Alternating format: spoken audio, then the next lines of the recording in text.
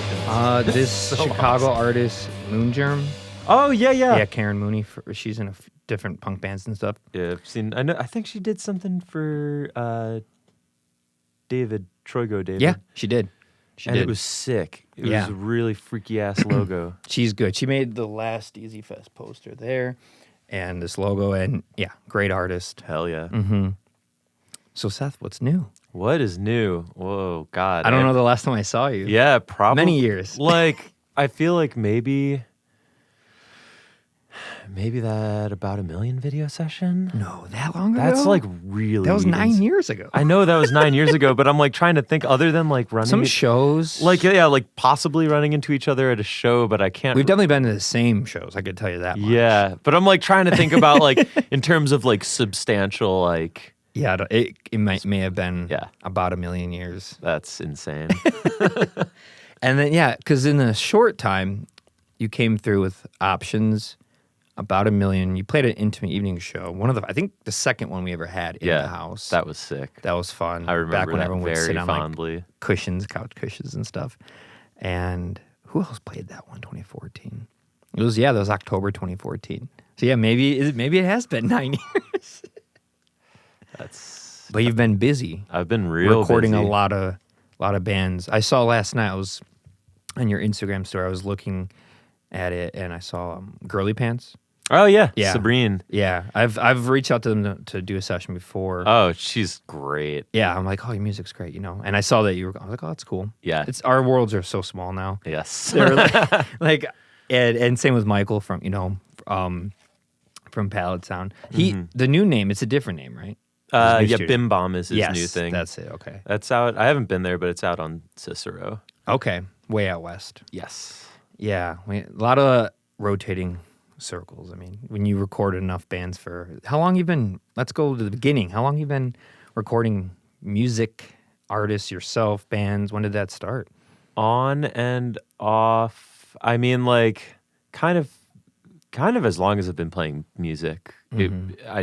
I was like, well, I have to figure out how to, get this down somehow. So I pretty much they've always been linked in that way. But I feel like the first actual thing that I would consider that I did was probably Space Jam, which was in Jefferson Park. We did that from 2010 to 2012 or 13. Maybe it was like the end of 2012.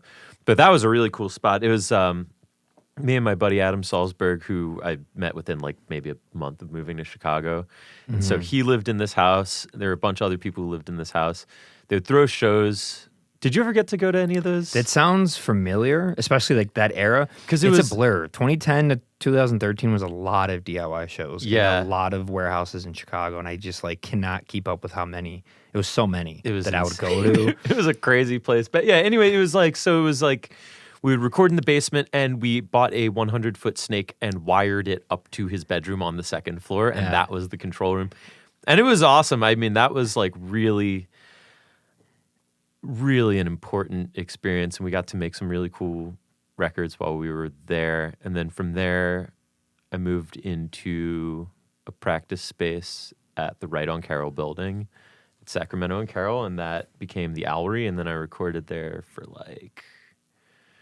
probably 2013 to 16, and then I moved into Palette Sound, and then I moved into Ohmstead in 2021. So you've had like where I am now. 4 studios.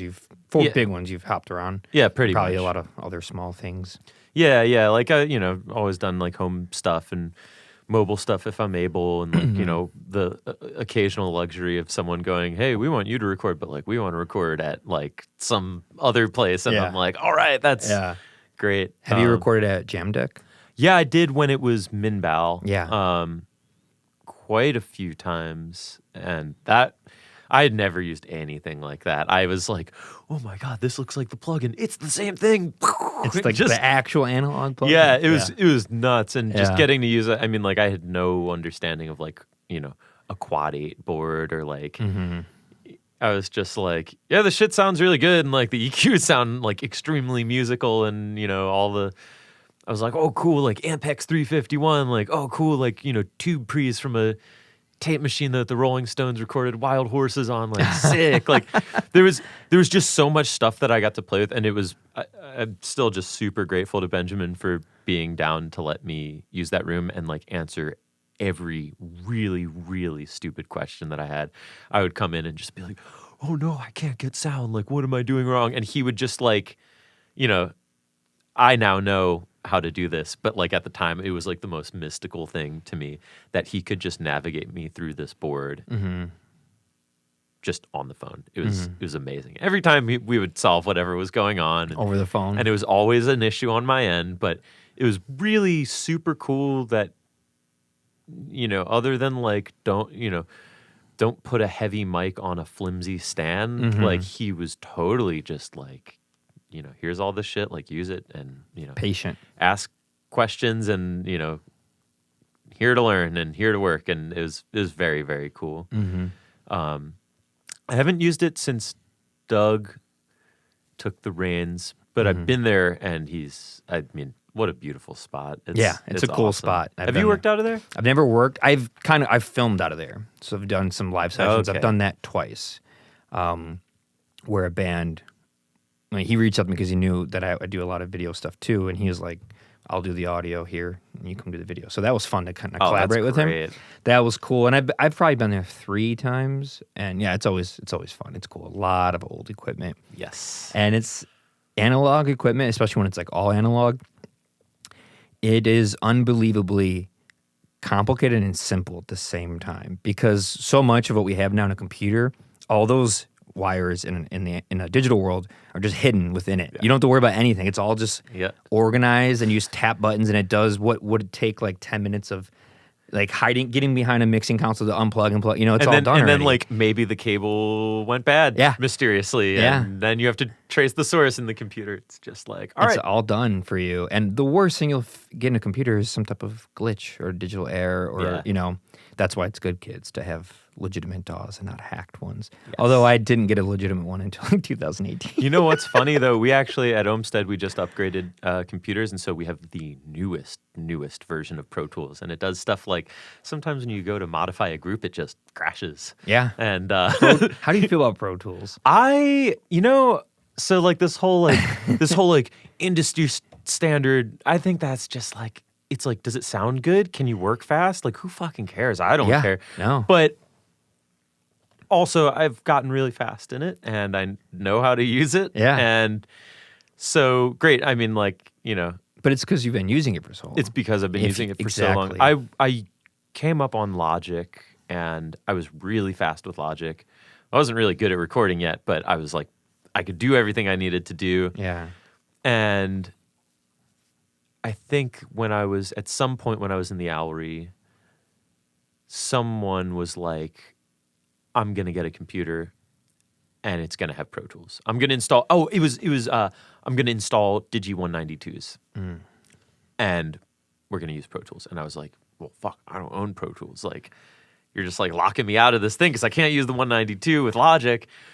But, I poked around, and actually I think it was Benjamin from Minbal sold me his old did the like license transfer for like Pro Tools like 10 or 11 or whatever it was. And I think I took a Pro Tools class in college at some point, like towards the end. What college did you go to? I went to Columbia. Okay, for audio design and production? Actually for music, for drums. Oh. So all the audio stuff that I've learned from hanging out with audio people. Oh, that's cool. Yeah. So it's adjacent. Anyone who goes into music is going to be around audio stuff. Yeah. They go hand in hand. And if you are an audio engineer, you will be around musicians all the time. So they are married, but different. Yeah, and that's cool. It's definitely, I like the vantage point that angle has given me. The musician into audio? Yeah. Because I feel like my MO is so artist centric, and like I'm definitely a big believer in just like, oh, you want to do some home recordings on your studio recording, like if it sounds good, it is good. Like no one knows when you're listening to a recording, what equipment you were using. Yeah. I mean, like sometimes if you're a dork, you can tell. I'm sure at this point you and I can hear if you use the Sound Toys plugin usually. Like that's like it's got a sound to it. But Yeah. but like generally speaking, it's like someone who enjoys music is just gonna go, do I like this or do I not like this? And that's it. So like I'm working on a record right now for my friend Andy, who's just like such a good pedal steel player. They're truly something to behold. And there's this song on the record where they did the demo at home, and like air filter running in the background, like the whole, like recorded everything with the internal mic on their iPhone. Yeah. And they were like, yeah, I really like this vocal take, and that's the take that I want to use on the record. So using an iPhone. Yeah. And I was vocal take.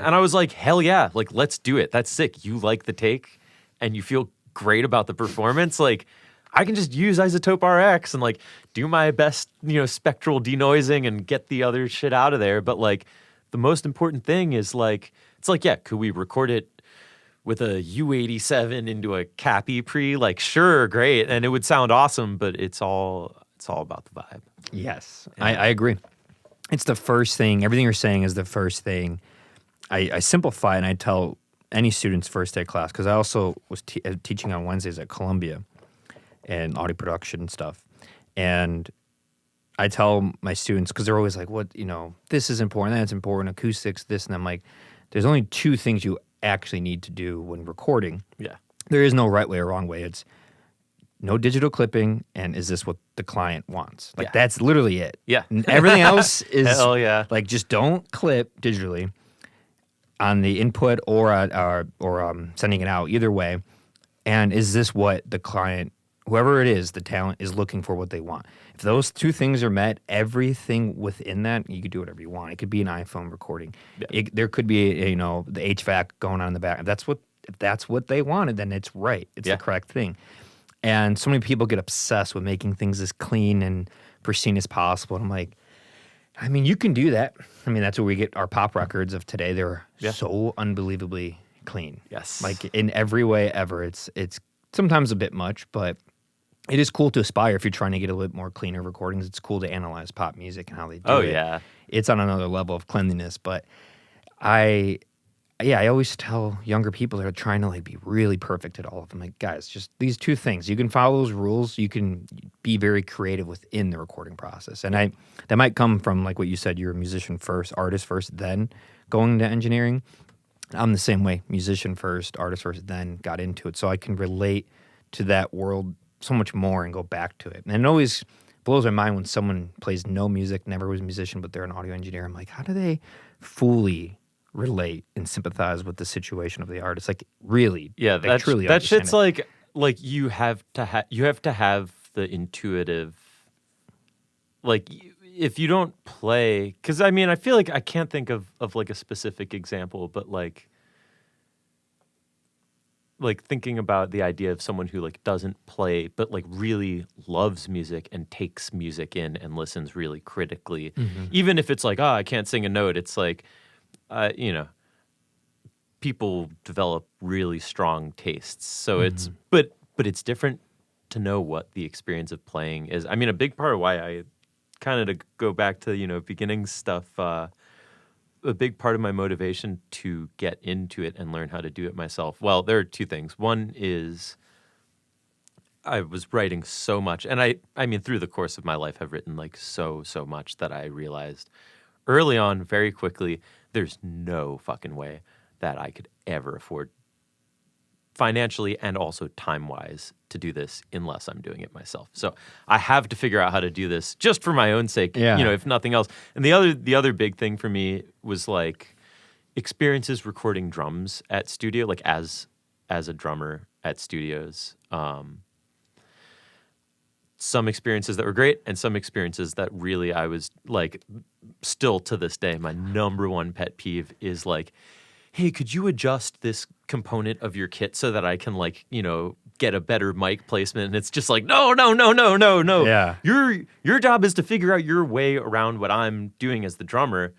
And so I really cherish playing that role, I think, as an engineer, where it's like sometimes it's like, oh, like, can we work together to like get this drum tuned the way you want, like get whatever like resonant frequencies are bothering both of us out. And sometimes the job is just like, cool, get the fuck out of the way. Like get out of the way. Yeah. Because we've got a banger to cook. Yeah. And it's not going to be better if I'm asking someone to like modify a way that they're comfortable playing. Yeah. Like, I mean, the classic is like the hi-hat being really low.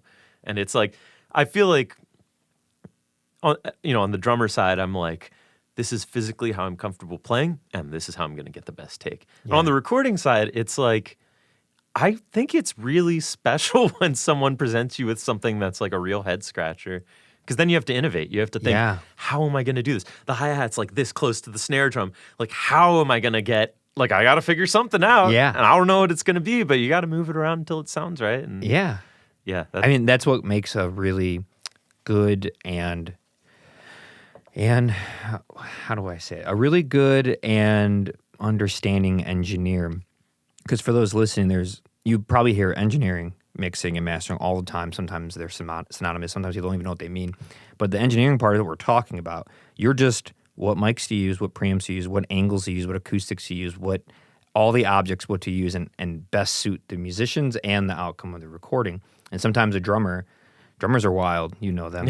They are by far the most difficult thing to record and work with. Every drummer thinks they could set up their kit fast. They can't. Yep. It's a kit. Yep. What's fast is the singer who comes in with nothing. That's fast. Yeah. Drum kit, no. Like, even if you're really good and you come in with your shit tuned, it's like, I don't know, how was the weather when you were traveling? Yeah. Did it like, change the tuning of your drums and like I'm such a big tuning head. It's just like, that's good because it makes or breaks a drum recording. Oh, 100%. Like I would take a one mic recording of a really nicely tuned kit any day over. And I'm not like I wouldn't say I'm like anti-sound replacement, but I have some definite opinions on that. What are your thoughts on? My thoughts are like, elaborate what that means to people who don't know. Great. So sound replacing is when you take a sample of a drum, like a sample of a kick drum or a snare drum isolated by itself, and then using software within the recording program, when a snare drum or a kick drum is hit, it will sort of see that or detect that audio and then insert this isolated drum, like a kick drum or snare drum. And a lot of people do it. I mean, thinking about like cleanliness, a lot of people do it for cleanliness. A lot of people do it. Sometimes people will do it as a way to like increase impact. Sometimes people will do it because the drummer's not good at playing drums, and they're like, sometimes there are folks who will come into a recording scenario and basically go, make me sound, good, really good, and so it's a really great idea, a great way to get ideas down. Like if someone's like not good at drums but their ideas are good, awesome tool. And like also stylistically in like a lot of heavy music, like metal, hardcore, it is like of the style the same way that auto-tune is of the style of pop music. It's not there. Like you can have a great drummer, you can have like the best drummer in the world, but like chances are if it's of a certain style, like they are going to probably sound replace your shit unless you're like, absolutely no, like hell no, you're not sound replacing my drums. But I think I feel the same way about auto-tune, where it's like if it's a stylistic thing and the level of musicianship is high, awesome. If it's used as a corrective thing for performances that are not all the way there, like I can hear that technology working. Yes. And especially too, if you do it to a drummer who is dynamic and like sound replacement doesn't. The dynamics don't feel human. I'll put it that way. No, and there's a lot of nuances with the drummer, and that gets like lost ghost notes and like all these little like Yeah, well, when has a drummer hit a snare with the perfect same velocity and dynamics at the exact center of the snare 100% of the time for a 5-minute song? It's not even physically possible. Yeah, even the best drummers. Yeah. So to hear a snare just have the exact same sound and a kick drum, Yeah. the whole time, it will take me out sometimes, and especially when it's very obvious. Some people do it really well. Yeah. The musician and the engineer work together, make sure it's got a realistic feel to it. But most of the time, it's not, and it's obvious. And again, it's what you said, a great example, the auto-tune in pop music. It's true. When a singer's just a really good singer and they're using it as an effect because it's pop music, Yeah. it's fine. But sometimes they're an awful singer, and you can hear all of the digitization of their voice just like occurring in real time. And I don't know. I don't hate it because I just go, I guess I just don't have to listen to it. Yeah. You know, I'm not that upset. I'm not Yeah, gonna ruin my exactly. day. Yeah, it's like, do I have an opinion on it? Yeah, of course I do. But like, do I like dwell on it? Like, God, no. Some people do. Yeah. And I think a lot of people aren't in the positions where we see this stuff all day, every day. We talk about it, we study it. It's part of most conversations. Working with clients around the world, when you just are a music listener, you can get quite in your way. I know a lot of people who are just big music enthusiasts, and they are so in their own way sometimes because they've never seen under the curtain. They don't know how the sausage is made. Yeah. You know? And they will get really upset and get mad about band. I'm like, who cares? Yeah. It's just a band. If you don't like it, listen to the next thing. Yeah, Like, yeah. There's a lot of good music out there. Yeah, are you one of those people that truly believe that there's always great music out there, no matter where? Because I know a lot of people are like, there's no good music Oh, anymore. yeah, no.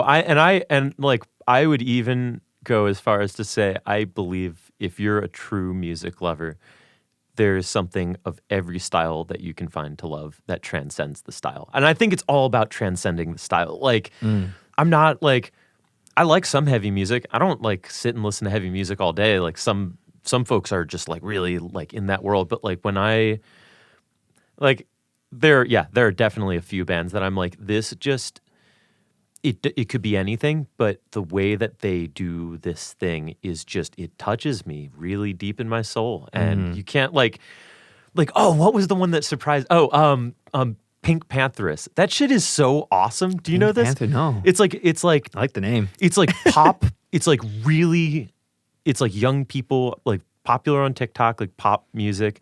The song Boys a Liar Part 2 is so fucking good. It's just got a really awesome bass line, creative vocal melody.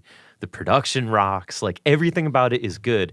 And I keep track of this. I have a playlist called A Bunch of Songs I Like. It's just all stuff that I'm like, ooh, yeah, this is great. Putting it on the list. And I don't really keep, a ton of track of it, but occasionally folks will go, oh, what are you listening to? And I just go, oh, check this thing out. Yeah. Here's a bunch of songs I like. Yeah. And like a Spotify? yeah, playlist? yeah. And a few people were like, I couldn't believe you put this artist on because it's like very pop. Like how many you know what? I'm gonna look this up right now. Yeah. I'm so curious how many listeners this person has. And it's a TikTok artist? It's like definitely like popular on TikTok. Sure. I would love to know what you think of this because I'm like, oh damn, it's not loading down here. Oh yeah, the internet down here is awful. It's like a little concrete box.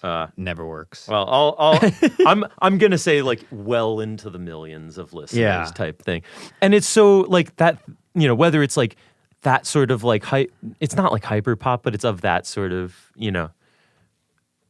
it's like ADD pop music, Yeah. and it's like that, and like heavy music or like hardcore, like some pop country. I think is like deeply like just so good, and I really feel like this trope of like there's no good music or there's no good or like I don't like this style of music. It's just like I really do believe like just open your heart a little bit and keep searching, and something will reach in and before you even knew it, you'll be like, wow, this is amazing. And were you always like this, or did it the openness to different music, or did it come from knowing, well, two things, knowing so much about audio and sound now and knowing how it's really just something that exists literally in the air, and how it evokes emotion could be depending on your circumstances in your life and your situations. But also the fact that you work so much with music that you almost need to try, like you got to get out of rock and indie rock and alternative rock and experimental rock I'm assuming that's a lot of the things you might be working on. So you're like, that's like the large chunk exactly. of what So you're like, I yeah. need to hear something else just to get a breather from. Otherwise, I'll be stuck in indie rock world forever. Yeah, and that's not fun. And it's like, look, do I love mid-tempo indie rock? Like, yeah, obviously, I love mid-tempo indie rock. But I think, and the older I get, the stronger I feel about this too. Like, not just exploring other styles of music, but like doing stuff that's not music, that's like explicitly not music. Yeah. I think just like having like life experience. And I think that like dipping outside of usual listening or just whatever you're into, whatever you intake on a regular basis, looking beyond that scope and seeing what else is out there is like, there's no better way to get better than that. Like if you're really practiced at your craft and you start to feel complacent or like you're going through motions or whatever, it's just like, just look around you, like go for a drive, go, listen to something you wouldn't listen to, go to a place you wouldn't normally think to go. Like there's so much spice to life. Go to a show, see a band you've never, like you would normally not go to. Yeah, when the pandemic restrictions started easing up, I would just like go. Like if there was a free show, I live really close to the Bottle. So it was like if there was a free show at the Bottle, I would just be like, yeah, you know what, fuck it, I'm just going to go. Free Mondays. Yeah, and I wound up seeing some like total bangers there. It was awesome. Yeah. And so you're over in Ukrainian Village? Yeah, like Humboldt. Okay. Yeah, and I do love it there. But yeah, I think it's like really, it's so easy, I think, living here to just like be in your little corner. Like I've lived in the same place in Humboldt Park for almost a decade now, and it's like every time I leave and then come back, I'm like, oh damn, I really do exist in this like few mile radius. And sometimes I'll go a couple miles outside of the radius to like Bridgeport or like like Portage Park or like something like that. But really, like I just went on a really long drive in November, and that was awesome for me. For what and where? My sister was getting married, and her husband's family's from the Mississippi Gulf Coast, so I drove down there and back. Like by Biloxi? Yes. Yeah. Yeah, exactly. Yeah. And crazy drive, like really wild drive, but it was like, oh my God, the country's so big. And like, it's one thing if you hop on a plane, you get to a place and you're there, but like taking that much time on the road is it like took me so far physically, of course, out of my little zone, and then doing the big loop and coming back through St. Louis. It was like, wow, I could do this anytime. And in fact, maybe I will. Maybe I'll start thinking about, like I'm already thinking about it. February, I've got like, I don't know, like 5 or 6 full lengths that I have to mix. And I keep thinking, the way I like to work typically with mixed stuff is do all the, the EQing a high tom for a half hour type shit. Do that at home on my own time, and then use the studio to like put the shine on it. Yeah. Because I don't need to use the studio to EQ a high tom and then a floor tom for an hour. You know? What I need that for is like, oh, what could I run this through? And also, of course, because the monitoring is so much better than what I have at home, it's like, oh, now I can like hear stuff that I couldn't hear before. But I feel like I like doing the grunt work on like, I've got monitors at home, but I'm like, I like working in headphones on my laptop at a coffee shop, like in places where you probably like wouldn't want to do that, but I think it's cool. I think it's an interesting way to work, and I love what you just said. I love doing that. Headphones, it's just great. Simple Sennheiser HD 280s, and just go somewhere relatively quiet but public with some sunlight. It's not some dark studio basement or dark studio warehouse. Man, it's something about like being around other people who are also like, you're like, oh shit, everyone else is working. Like I got distracted, but no more. Now I'm back on track. Yeah. Like, I love seeing it too. When I nice. go out to a coffee shop and I do see that person on their Apple computer on Logic with headphones and they're like, so I'm like, I peep, I stare, I'm like, what are they? Oh, they're EQing there. Huh. I'm like, Wonder what they're working on. One of us. One of us. It does get exhausting to be in a dark, dry, smellless like studio. It usually just smells like old gear. Yep. And like that's how this studio smells. When you get used to it, you don't notice it. But in my bedroom upstairs, that's more like my office, and that's where I'll go to do all like mixing because I have monitors up there, I have headphones, editing booths because I have these big windows and sunlight. I'm looking at Sox Stadium right there, and I'm like, Oh man, that's sick. You can see the stadium from yeah, your window. because I'm on the third floor, and Sox Park is maybe a quarter mile away. It's close. Yeah. It's very close. You could walk there in 5 minutes. You know, a funny little aside, when I was driving here and I was Parnell, I was like, Parnell, why, what am I thinking about that's on Parnell?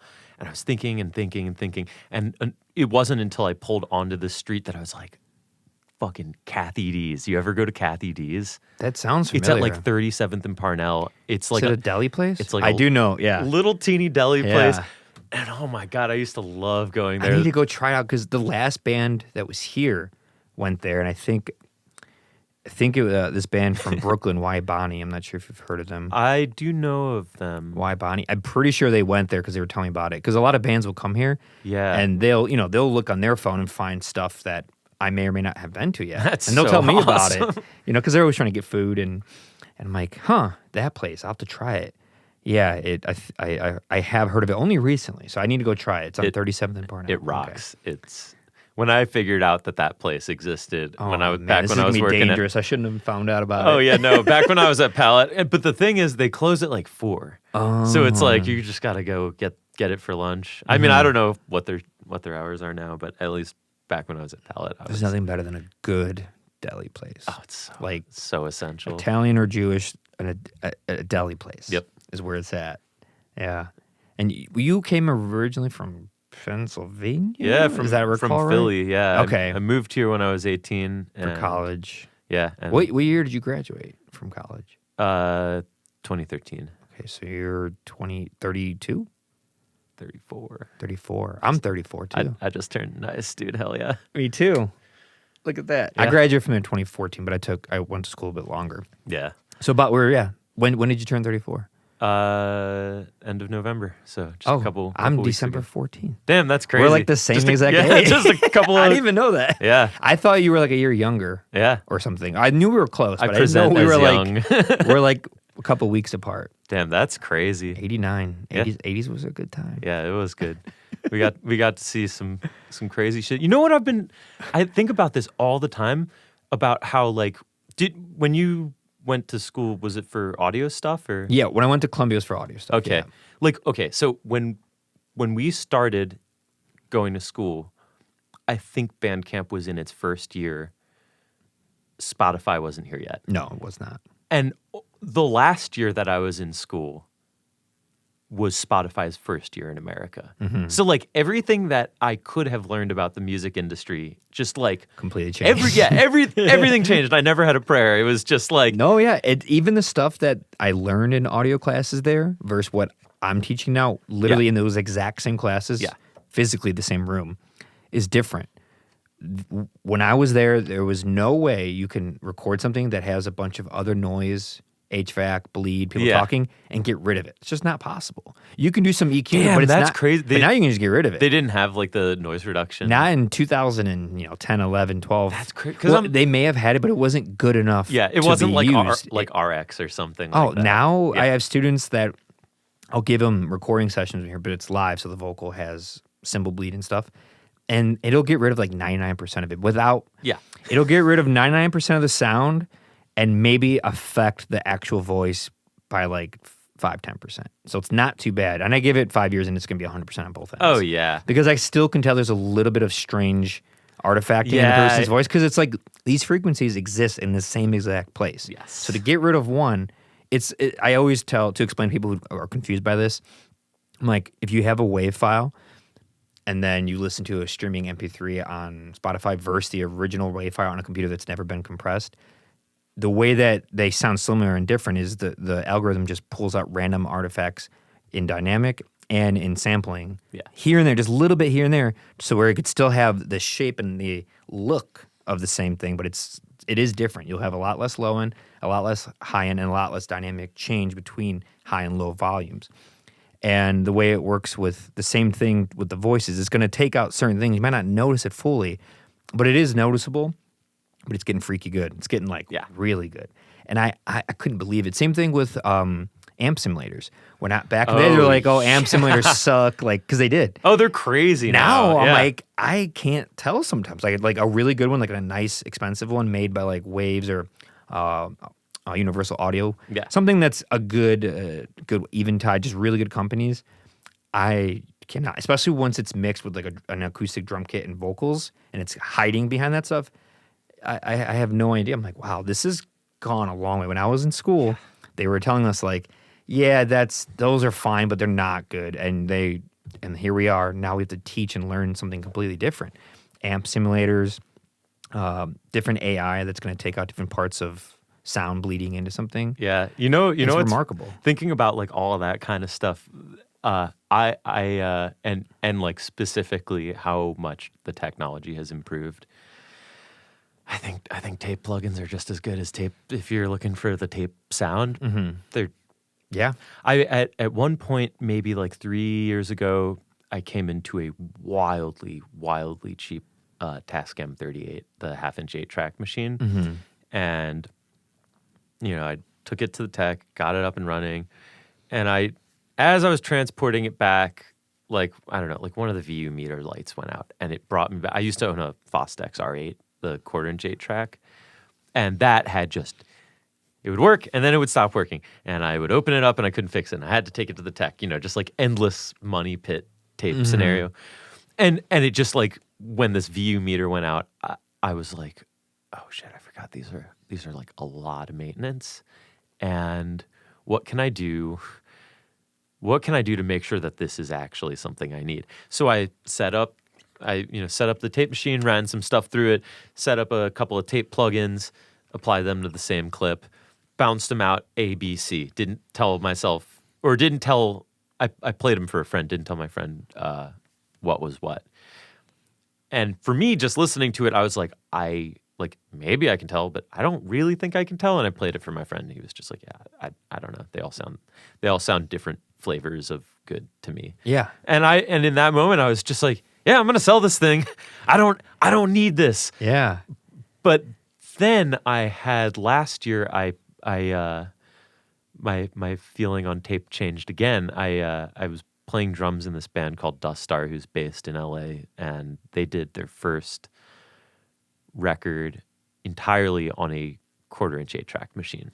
Oh wow. And the record is awesome. It sounds great. It's really rich. There's a lot of overdubs, and I was just thinking, how the hell did you do all these overdubs? And my friend Cameron was like, yeah, we were like singing harmonies and doing shaker at the same time. And like, we would have to do like all these overdubs basically live in like one space. And there were certain, when he was telling me about the record, like certain things that, like there's a take of one song where like he didn't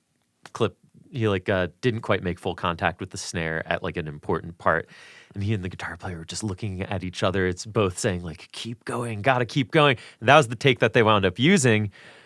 And I think that now my feeling is that tape is all about the process. It's about the process that it forces you into. And a lot of people don't really understand that when they go, oh, I want to record to tape. It's like, honestly, if you want it to sound like that, just like use a bunch of tube shit, or tube plugins are better than they've ever been. Use the tape plugin and it'll sound great. Like you ever use Sketch Cassette? Man, you should check out Sketch Cassette. It to my ear, it sounds like a cassette, and there's a billion different configurations. And I'm like, since I got this plugin, I'm just like, why would I record on a tape unless for the process? But the process is really valuable. I've found like the like if you're someone who values what sort of innovation can be spurred from having your hand forced into a particular place by technology, tape is the way. It's amazing. Yeah. It just forces you to go, well, that vocal take was great, and there's one line that I sung kind of funky, but like that's the vibe. Yeah. So I'm gonna go with it. Yeah. Whereas like if you're in a computer, you just go, oh well, I'll just I'll punch that in, or I'll comp it from another take. And to me, it's like that's truly what the magic of tape is. Yeah. I think that's why people loved it for so long, for 50, 60 years of using it. primarily is that it puts you in the moment. It makes the engineer or producer of the band have to think actively in every take, every moment, intention, be prepared. It's a lot. It's a very much an involvement, and it's truly tangible, the situation, everything about it. Whereas in digital, again, it's a lot less expensive, way more open to mistakes, and you can do a lot with it. And it kind of reminds me of why people enjoy vinyl and digital. Like, am I going to go in my car or go for a run or a bike ride with a turntable? No. But it's great to have Spotify or iTunes or YouTube for those moments. Yeah.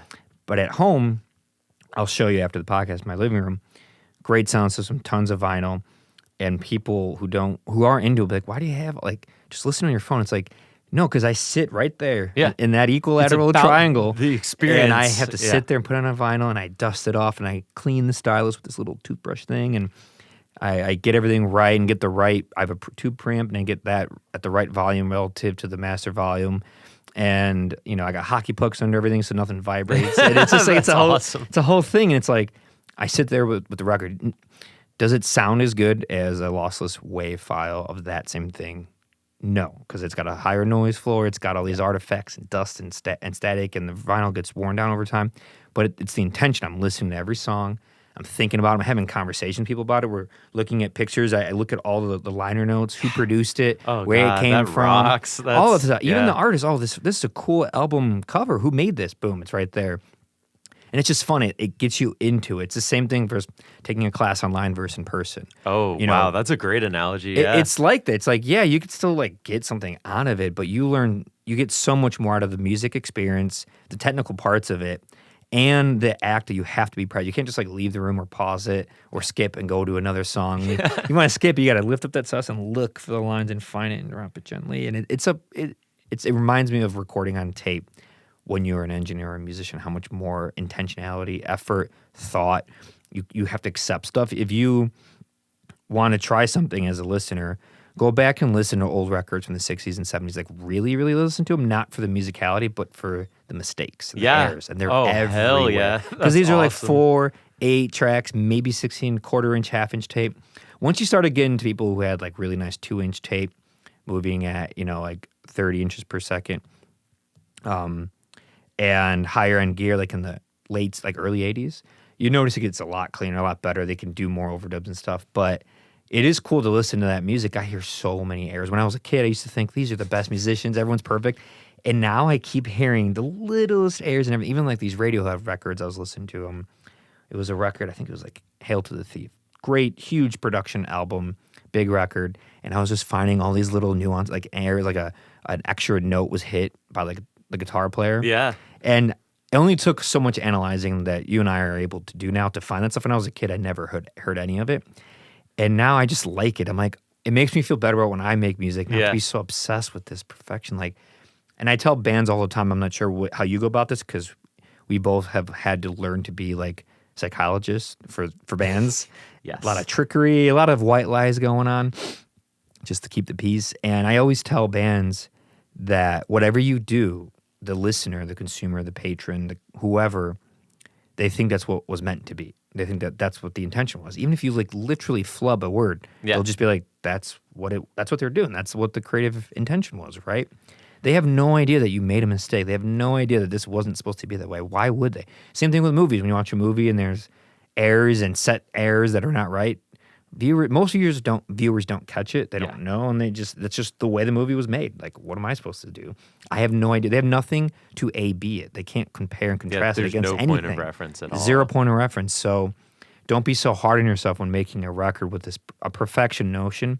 I've seen it drive people crazy. I'm sure you have too. Oh yeah. I had a really awesome experience recording this band called None this summer, and they're all really great None, players. like N-U-N? Uh-huh. None. Yeah, it's like some like true Chi-Town, like old school math rock type shit. Nice. Yeah, they're really great. But so they're writing these, and especially the drummer was writing these like really like not like, overly verbose parts, but definitely like pretty verbose parts. And there would be moments they were like, first of all, they were like, yeah, we want to record with no click. I'm like, great, let's do it. No click, fuck it. Like, let's ride. That's my favorite. That's how you want your like, if that's the vibe, then let's do it.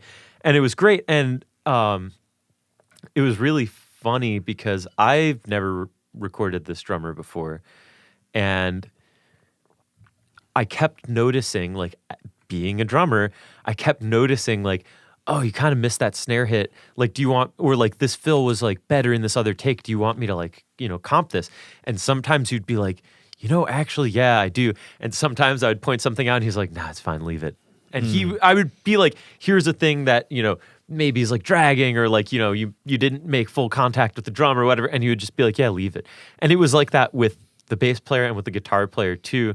And with the guitars was maybe my favorite part because we doubled all the guitars. And so when there's a fuck up in one of them, it just kind of contrasts with the other one. It's not like there's only one guitar and if you miss it, it's just not right. It's like there's something to kind of push back against. And there was like one part where dude played like a chord that was like not the right chord in the sequence. Yeah. And I was like, oh, do you want to punch that? And he was like, actually, like, I want to leave that in there. And I was like, yes. I love that. That's so cool. I love that. Because sometimes, and especially doing this full time like this, it's easy to kind of get into this, like, I noticed something. Do you want to like do it? And it's so refreshing to go, hey, here's this thing. And someone's response is, yeah, I'm cool with that. And in fact, it's like, I want it in there. And it was such a cool experience because it was almost like they were like choosing the style of recording on tape to an extent. Yeah. Where they're just like, yeah, we can comp it, but why would you do that? Yeah. Those are my favorite bands. The vibe is right. I love it when a band's like, yeah, we're just gonna like do a couple takes, no click. We want to kind of keep it raw, keep what we're doing in it live, not overdubbing. I'm like, I love it. Yep. The easiest to work with. Easiest to get through, fastest stuff in production. And it always has a sense, this rawness, authenticity to it. But, I mean, polished music's great too when everything is precise. I like to call it precision music, where everything is just like exactly where it needs to be. That's what we aspire to when you go into the pop realm of things. It's this precision music. And that's great too. It's just a different approach. And I think it's good to have all of it, especially... It's nice to have all of it from your perspective as you're in your job. Imagine if every single band was that Chicago math rock band just playing it like that. You'd be like, that'd be terrible. Exactly. You need precision music for that music to also be valuable. Yes, you need all of it. Yeah. And you need that, hey, we're going to leave that fuck up in for precision music to also be valuable. The street goes both ways. Yeah, you need the people who are obsessed with precision in their production to hear that stuff and let them know. It's like, it's okay. People like that. Like my personal preference is like the guts of it are tight. If there's some humanity in there, then even better. But like when shit's a little rough around the peripheral edges of things, like to me that's like real deep magic. Yeah, is like I've been just leaning into this more and more, and I really try to like when people work with me, if they have an inkling of like, oh, maybe I don't have to do all of this at the studio. I'm like, yeah. You're working on synth stuff that you would totally benefit from like having time to explore on your own. Do it at home. Bring in the files. We'll send it through some like just, whatever cool preamps and give it some flavor. And is it going to have the same fidelity as it would if you did it here? No, but you're going to get the sound you want, you're going to get the take you want. And I feel like there's something really valuable about peripheral elements, having the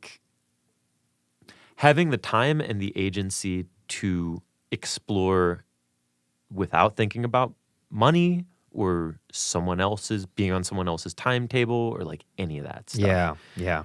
And I feel like that's like how many times have you listened to a song and it's like, great, the performance is great, the melodies are great, but what catches you is something off to the side, like a noise or a creak in the floorboard, or like sometimes the creak in the floorboard is the hook. And I feel like allowing people the space to feel encouraged to explore that is like it's magic. It's awesome. It is cool when you are there for that moment, which very few people are unless you are in a studio where that magic happens, something, an air.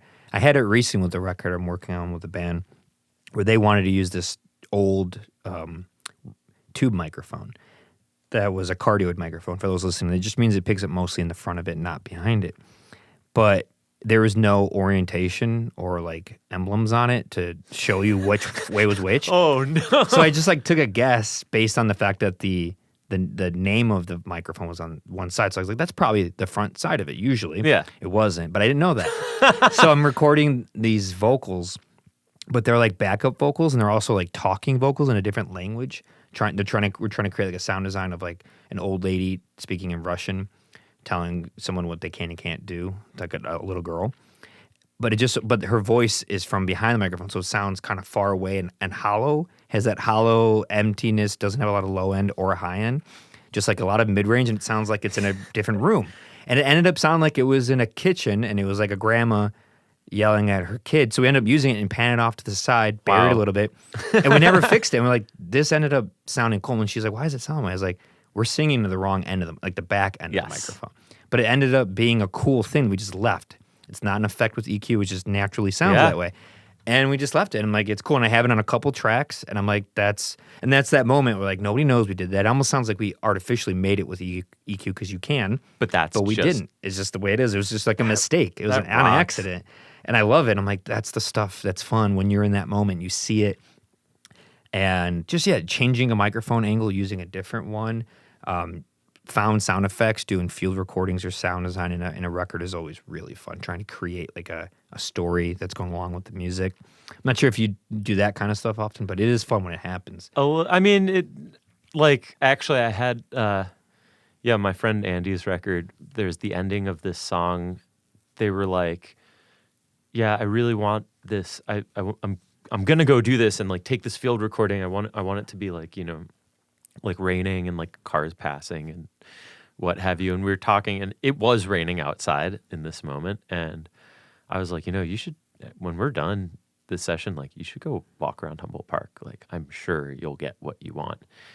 And then, you know, we're leaving, we walk out the door, we're going to our cars, and it's raining and there are cars passing, and my friend takes out their phone and hits record, and we're just walking, you know, my keys are dangling on my belt loop. And we walk to our cars and, you know, we say goodbye. And, you know, the next session, they're like, yeah, actually that recording is the right recording. So like, let's put it in the session. Yeah. And we lined it up. And like the way that the arc of the whole thing worked in contrast with the music, which was, you know, I think it's like pretty much just like a free time, like guitar and singing part with really ambiguous tempo. And it was like this arc of this whole thing coalescing. It was just the most perfect. We both were like, I can't believe that this worked. Yeah. But it's so awesome when it works. Yeah. It's really... And it happens all the time if you try. Yeah. You know, there are a lot of people who are afraid to do anything experimental within recording. They want the precision. They want it almost mathematical. You know what's a funny thing that I think about? I think about it more and more now is like, so like, you know, tape was the standard, and then tape became an effect. And then, you know, digital is the standard, but then like digital loss became an effect. So like realistically, an iPhone recording is going to be an effect in, you know, in the future. It is now. I mean, I guess it is now, but like it's going to be like a cassette in like 10 years. Absolutely. And like, and MP3s, that's an effect too. Like all like digital, you know, bit crushing, like all this kind of shit is like it all. I guess this is a long way of saying, if you have a method available to capture something, just fucking do it. Yeah. Anything. Yeah. Anything. And if you get the thing that you need to record, I mean, I just think there's so much. I was talking with a friend about this last night, like so much of the magic of everything involved in making and recording music is the shit that happened when you're looking the other way. Like if I'm looking over here and I see something out of the corner of my eye and I go, wait a minute, what was that? And that winds up being like, you know, the most powerful idea that could have tied the whole thing together. And I feel like to me, like, understanding all the technicality of what I'm doing is important, but being like spiritually in tune with the shit that there's no way to put it, there's no way to quantify, but everyone experiences who does this, with intention and for long enough. I think it's like everyone has this shared experience of like, yeah, I was just looking in one direction. I noticed something out of the corner of my eye, or I heard something, and all of a sudden it just like opened up a new portal in the song or in the recording, or maybe I learned to, like I had the mic pointed backwards, but actually that was the best thing that could have happened. Exactly. Like it's like learning the rules is great, but you can't blaze a new trail if you're going on the old trail. You just have to try some shit and not be scared of there are no rules. It's like no digital clipping, and is this what you wanted? Like, is this what people want? Do you feel like this reflects the thing that you imagined in the truest way? And if it does, then it's just like that's the purpose of documenting it. I think. Isn't it kind of interesting? You've been recording for like since 2010, you said? Yeah. So we're coming up on 14 years. I'm pretty similar. I'm pretty similar to about 2010 was when I started like really doing it. I was messing around with tape recorders and stuff before that, but nothing serious. And in that time, it's given me a whole like different perspective on my life and society and how things are made and what it means to make something and how it feels. And there are very few jobs where you get to understand mostly all the technicality, how it's happening, and the creative side of making that thing happen and get captured by it, which is being a recording engineer, audio engineer, someone like that. Because you kind of have to know technology really well through and through, and the creativity, and how do you make something and then harness it? How do you capture it? And not a lot of careers and jobs have to do both. Maybe if you're a cinematographer, you have the similar idea of like how to capture something with the camera and how to make it look a certain way and be a certain way.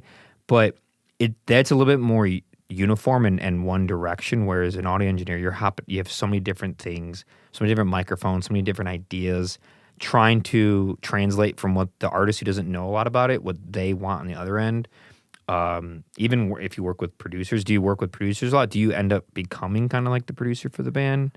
I feel like production is such a nebulous term now, like more than ever. Like, yes, it is. But I feel like I'm the kind of like, I used to be like, I'm not a producer. I'm like, okay, like, yeah, obviously I'm a producer. It's okay. Yeah. But I feel like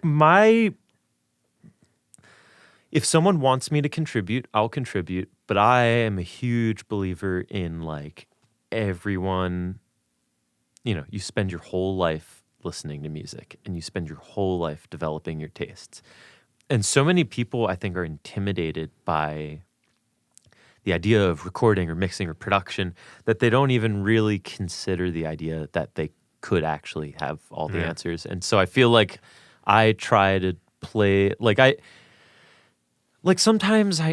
sometimes I'll there've been situations for sure where like I'm the engineer and someone else is kind of calling the creative shots. And I like doing that for sure. I mean, it's less work than doing both at the same time, but I feel like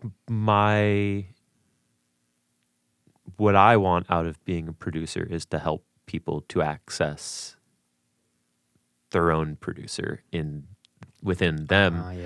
Because like I made a record for my friend Elaine. I guess this was like two years ago. Yeah, wow, that's nuts.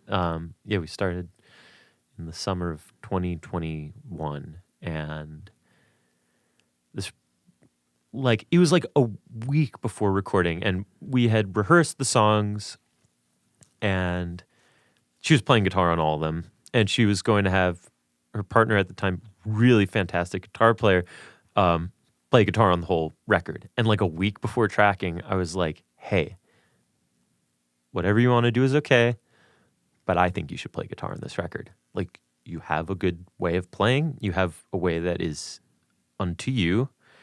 And you're so used to like playing and singing these songs together, like you should, like I think you should do it, and I think you can do it.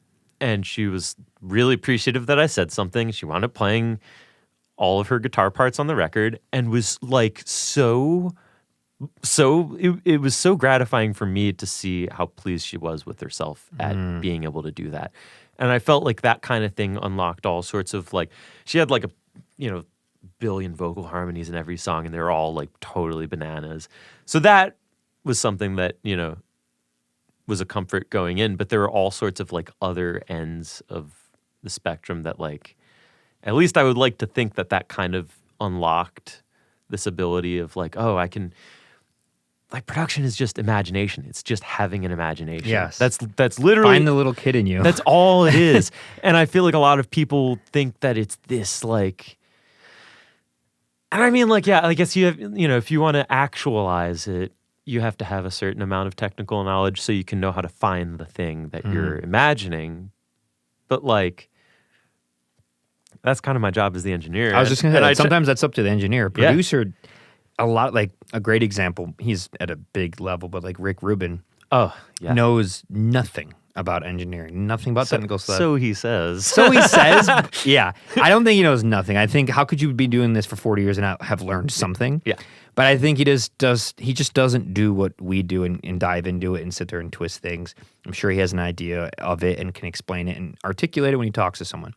But he's just an ideas.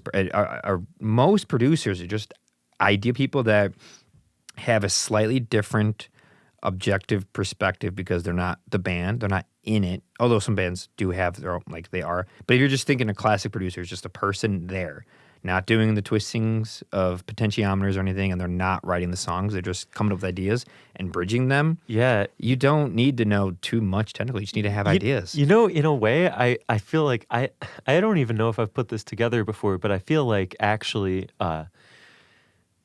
giving artists, trying to, help them unlock their inner producer is like, I feel like in a way, if you embrace this idea of it's just imagination, that's all it is. Mm-hmm. If you don't know the technical elements of it, it's almost like more freeing than if you know the technical elements. Because then, like, I've had people be like, I'm hearing this sound, or I'm hearing this, like, this texture or whatever, like, and I'm just like, okay, how do I make the texture like the thing that they're imagining? But I never would have imagined that texture, because when I'm, not that I don't do this with my own stuff, but like, I oftentimes will think sort of within the palette that I know I have access to. I won't necessarily think, here's this like sound I'm like hearing that's very specific. What can I do to, to bring that to life? And so when someone's like it was yesterday, I was recording and this artist was like, I want the sound of we have like a tube organ at the studio, and he was like, hey, I want the sound of like an organ filling like an empty warehouse.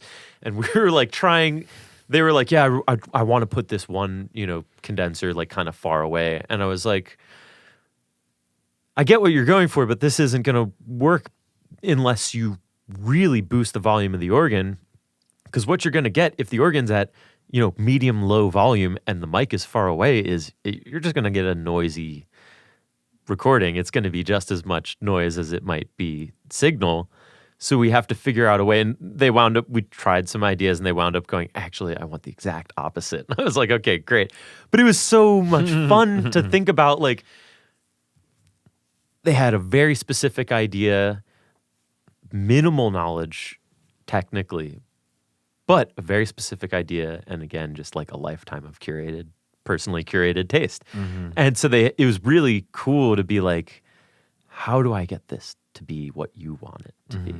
How do I just remove myself from this and just try and get this thing to be, like, I can imagine different ways it could play out, but it's like, if I do it and I think it sounds good and you're not happy with it, then it's not right. Yeah. Like, period. Yeah. And Yeah, it's very. I mean, like also having, taught myself pretty much everything, and like I didn't study it, and I don't have a degree in it, and I really believe if I can learn it, anyone with an ear can learn it, and Yeah. and that like knowledge is for sharing. Like I don't. Obviously, there's a subset of audio world that's very protective about, their tricks and their secrets and what have you. And I'm just like, if I tell someone, a piece of equipment I'm using or a way that I'm, positioning a mic or the way that I'm tuning a drum, and someone takes that and steals my clientele, well, then good on you, because you're doing a better job than I am. And that's like the world of music can only grow from sharing knowledge, really. Mhm. So it's like when I record with people and we're collaborating on, production ideas, I'm like, as much as anyone wants to pick my brain, like, let's go, because sometimes it can open up your world, and sometimes people just go, this is this is outside of my wheelhouse. I just kind of want to leave that stuff to you, and I'm like, that's fine too. But I really do think that like it's just as simple as realizing that it's like fucking drawing. It's the same thing. Yeah. It's like painting. It's like if you can imagine it and you spend enough time, or it'd be like yeah, it's like if you have an idea for a painting and you tell the idea to a painter and the painter paints it, Yeah. and you like direct them or something. Yeah. Like but a lot of people don't think that they can paint. I mean, I grew up thinking I come from a family of artists on one side, and they're those who practice are like, oh, just so good. And I grew up being like, I can't draw. Yeah. How could I even, my hands aren't super steady with that that medium. And as I've gotten older, I'm like, oh no, I can draw. I just have a way of doing it that's not that. Yeah. It'll be your own way. But it's okay. And it's like the same thing. It's like, oh, great. You don't know how to make two mics recording the same source in phase. Well, that's okay. Like, can you imagine a way in which something could sound that, especially if it's like, how can we get this to sound like this from the source? Like I had same organ person. We were working on oh, actually, that's out now. It's the last Harvey Waters record. There's a song called "Suffer," and we recorded it. So my studio now is in this big warehouse, and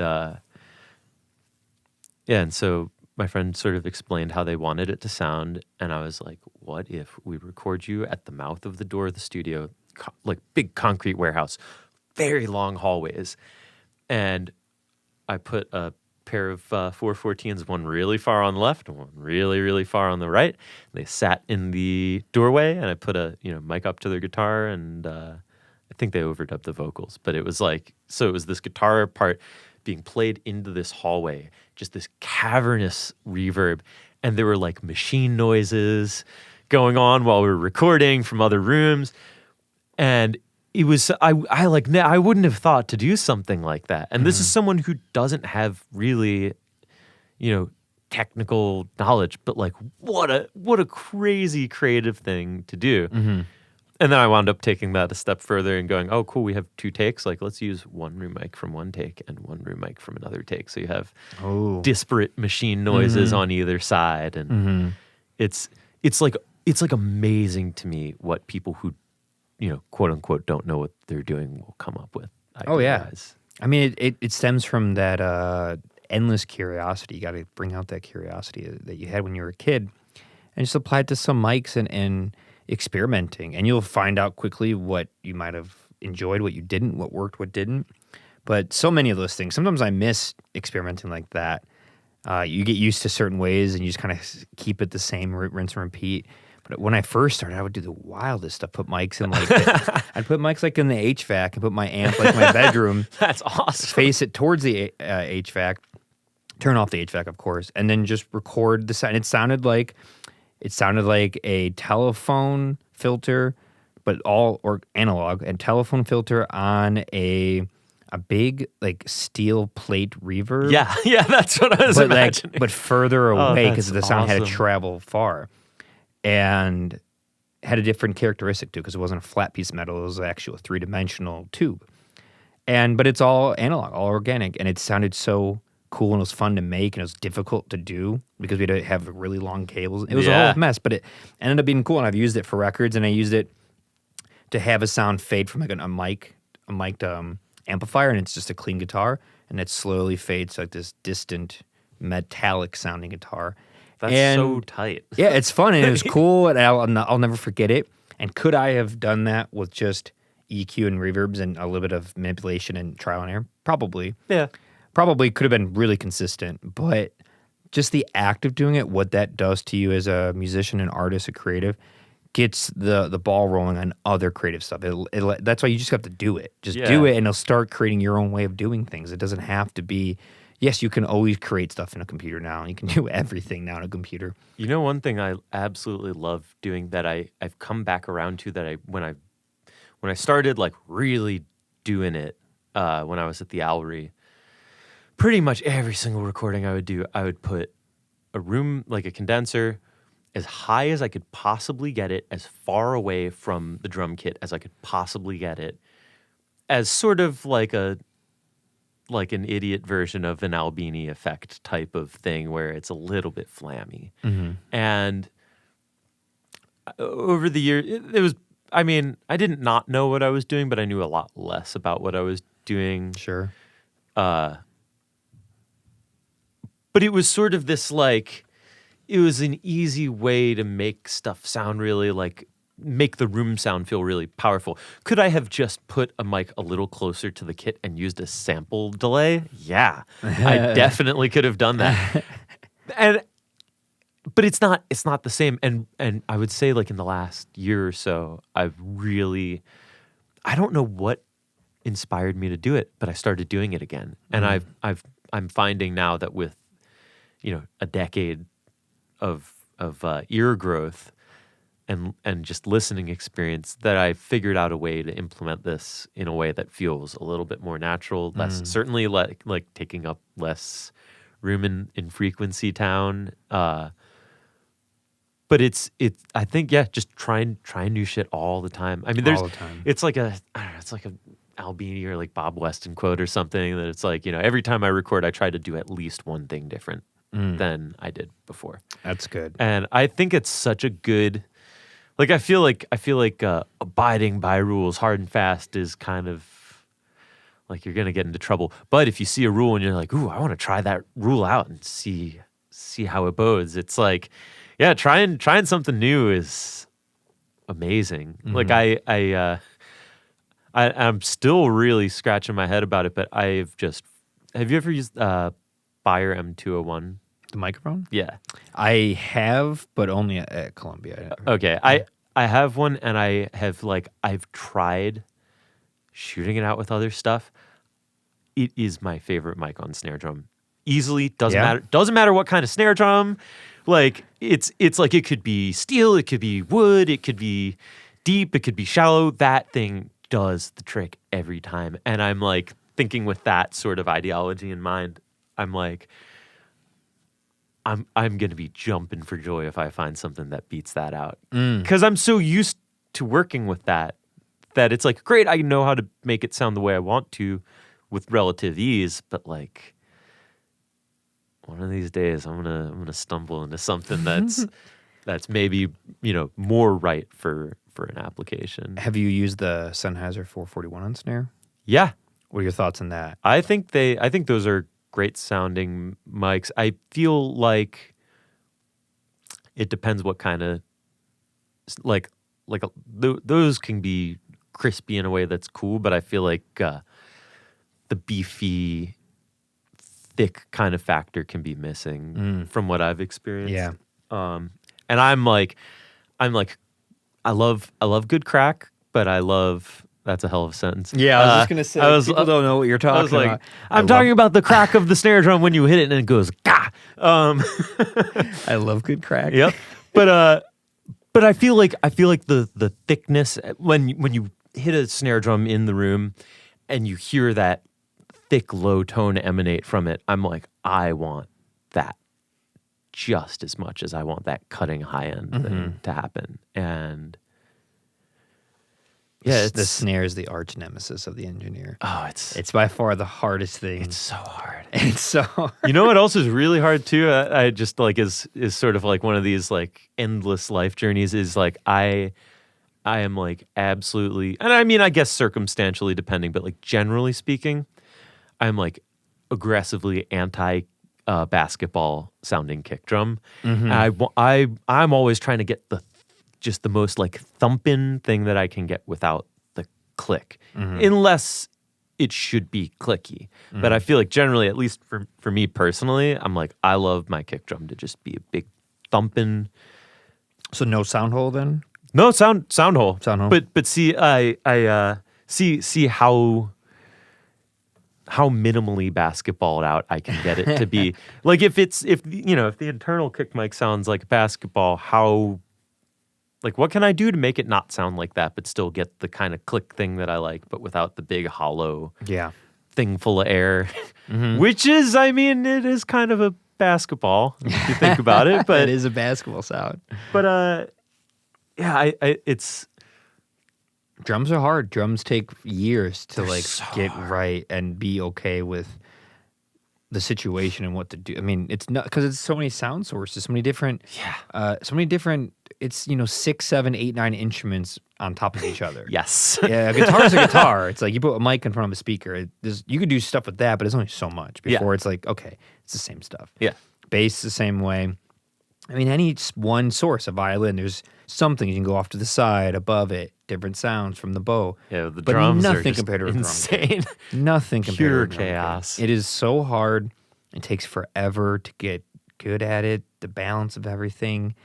I mean, I'm like really grateful that I mean, and again, like that's part of why I got into it is like being a drummer myself. But I feel like that, like when I'm playing drums, I think about how like, not just like, it's like great, are the drums in tune, great, but like how much of what I'm feeling is coming from the kit sound in the room?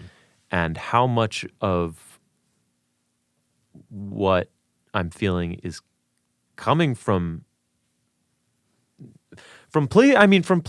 places other than like, there, like, I'm sure plenty of people have said like, you're not, when you hear a snare drum, you're not putting your ear right up to the snare drum, you're hearing the snare drum in the room. But I feel like it's so, especially with people who play with finesse, it's like so important to consider, I think, the sound of all the other shit that's not the drums that play a factor in how the drums sound. I mean, even like, I feel like touring opened me up a lot to this idea, but that, night after night after night playing the same kit, and every night it sounds, it sounds different.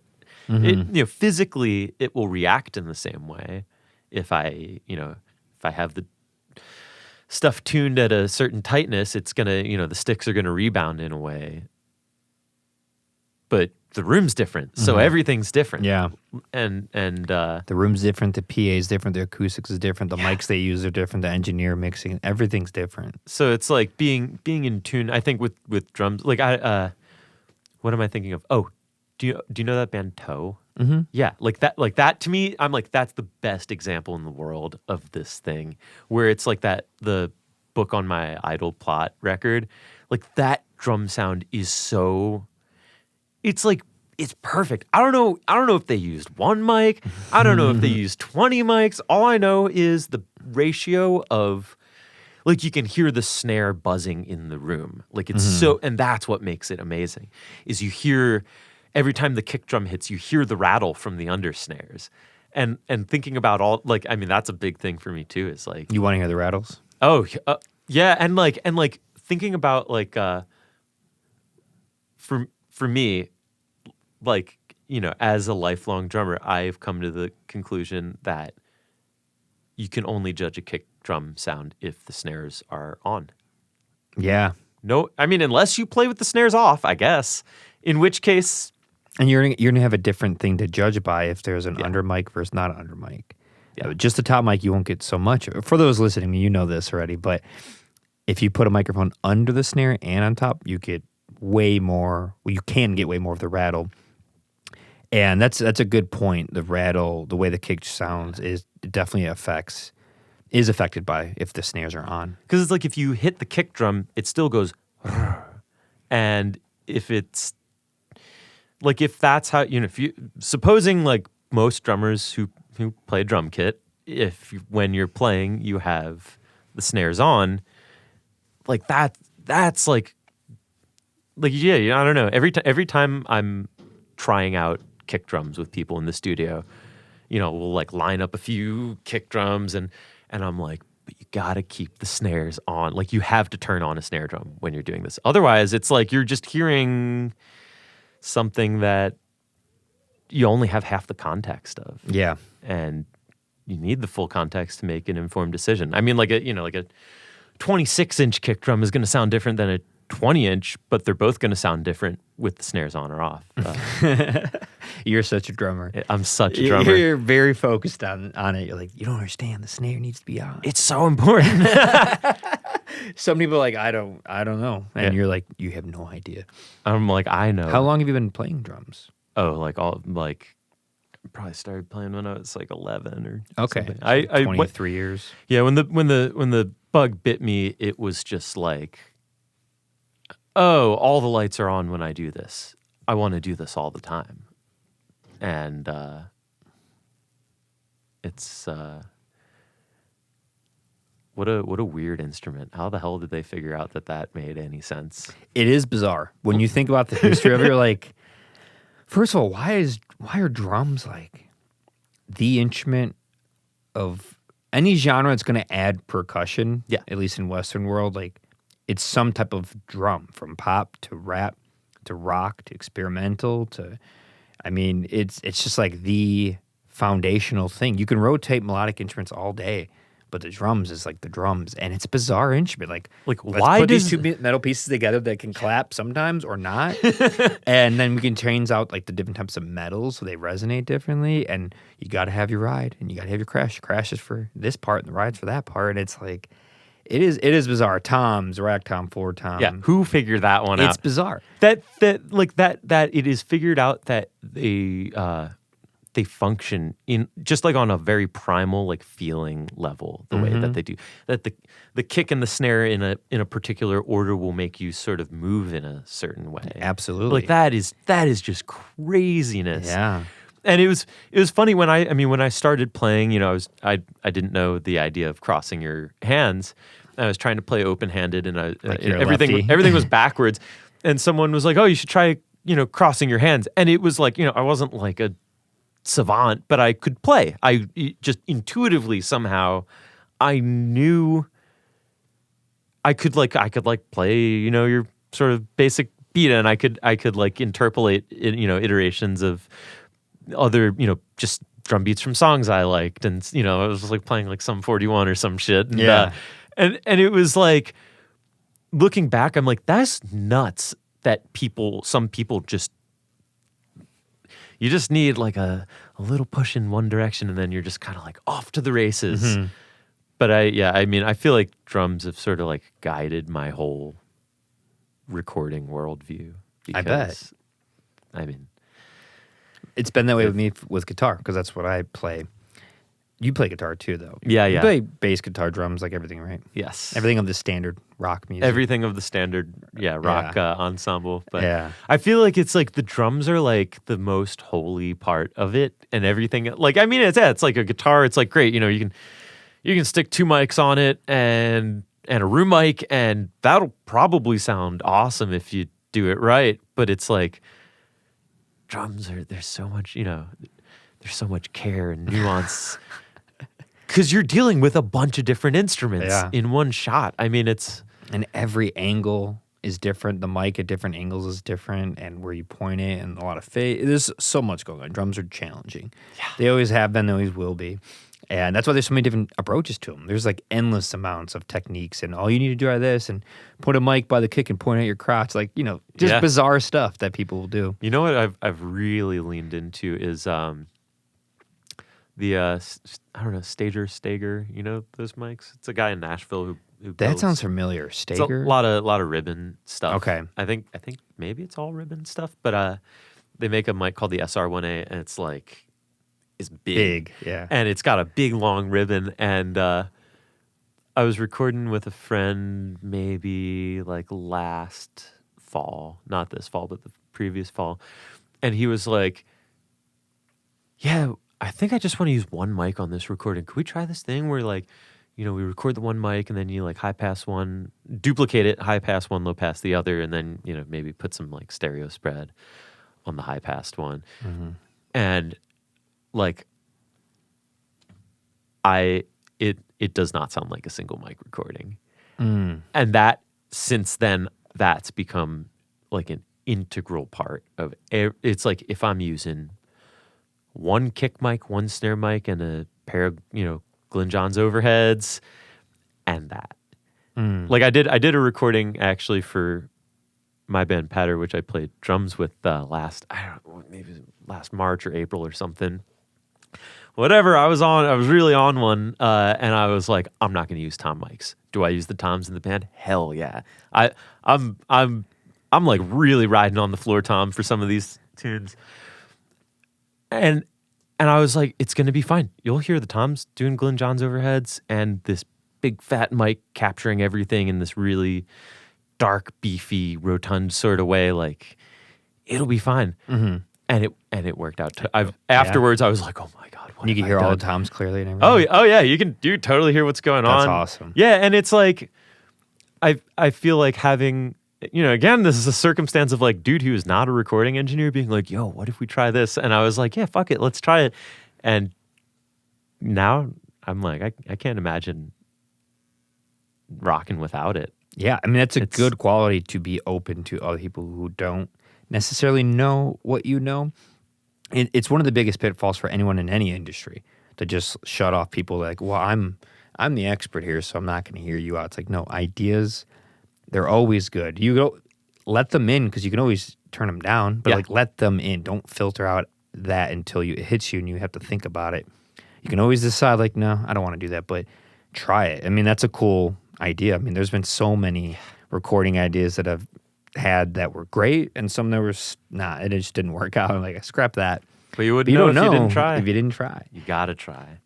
In playing music for so long, recording for so long, touring, bands, all the different parts of the music industry, has it been hard, or did you have to train yourself to still like be a music lover, not overanalyze it or let it get in your way of enjoying it? That's a great question. Yeah, I mean that's the lifelong battle. I mean, like with touring, it got to a point where I think I just was like, this isn't for me, and I think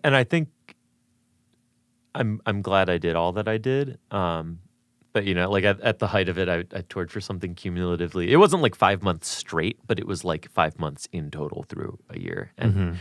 And I'm like, that's too much for me. And I realized through this process of like overdoing it and totally burning out that actually the thing that I cherish the most is the creative process. Like playing live, not that it's like this uncreative thing, but it's much more of, you know, there's a task at hand and it's very cut and dry. Like pretty much I feel like unless you're in a band that improvises live and that's part of the thing, like you a lot of people just do the same set every night. And to that end, I'm just like, I feel like that kind of thing is just like I would take working with, I don't know, 1 to 5 people in an enclosed environment for 10 hours a day. Like that is so fulfilling for me, and I feel like being on the road was at a certain point. It was like I'm not getting, I'm not getting paid enough for this to be, worth the sacrifices that you have to make to do it. I Absolutely. mean, and not that there's money to go around in a substantial way at all. I mean, like, of course there's not, and the whole touring industry is in shambles and what have you. But I feel like that helped me reconnect in a big way with what it means to record. And now it's just like, I had to learn to set limits, which I still constantly have to push and reevaluate, and Limits in like, a way. like a hard cap at 12 hours for a session, like shit like that, where Yeah. I'm like, if you listen to music in a critical way for a certain amount of time, like you can't hear you can hear it, and perhaps you can even conceive of like creative ideas and stuff like that, like in a melodic way. But like as far as like making dynamic judgments, like it's not. The listen fatigue kicks in. Oh my God. The psychological damage of listening to something for that long and analyzing, it really will wear you down. That's why, like, the question I was asking you, because of being hyper analytical as a musician and artist and the producer engineer of things, when you listen to music now, are you able to just listen to it as music? Yeah. Did you have to teach yourself that? Because a lot of engineers will keep that cap on, that hat of being an engineer, and not know how to take it off. It gets bolted to the head. I feel like and maybe this is because of how I started listening to music and what drew me to it in the first place, but it's I feel like when I listen, I'm listening to the musicality and the feeling first. I'm not listening to the sound. And a lot of times I find that after several listens, I mean, like if I go into a listen thinking, how does this sound? I'm picking up on the sound. But it's like the sound is, to me, is secondary to the feeling. And it's like I'm really grateful that even though I do this very full time, I work absolute insane person hours, and sometimes I will go through spells where I'm like I'm working so much that like I can't listen for enjoyment. But when I do listen for enjoyment, like when I was on that long road trip, holy God, I had so much time to listen to music, and it was like I would get through most of a record, and then I would start thinking about how it sounds. Oh, so you're able to kind of just shut that off. Yeah, like it does. It's like I don't even feel like I have to shut it off. It's just like I default when I'm listening to feeling mode. Probably context to it. You're in a car. Yeah. Or again, you collect records. Oh yeah. So like in a car or just listening to a record. That's why I like records. Is like I have to be a listener and I have to be a music lover. I mean, that's why we're both here. Yeah. You're a music lover. That's why you do all that you do to begin with. Yeah, it is interesting though, like when I feel like it is funny because sometimes when I'm talking with other engineers, if it's like, oh, what have you been listening to, and I'm like thinking about it, and I'm like, damn, everything I've been listening to is like mid to lo-fi maybe sometimes, and I feel like I don't really gravitate towards like what you'd probably consider like high production value music. Yeah. I'm just like, how does it feel, man? Like, do the melodies rock? Do they stick in my head? Because like sometimes I'll think about a sound, and sometimes the sound itself will be a hook. But I feel like usually when I think about when you're not listening to music, but you're thinking about music, what do you think about? And for me, it's like the melody and the groove and how loose or tight it might be, and then in certain circumstances where this, like, I feel like God, that's a hell of a take, but I feel like the sound is almost secondary. Like if it's exceptional, like that Toe record, like the sound of that record is just as important as all of the rhythmic and melodic context in the record.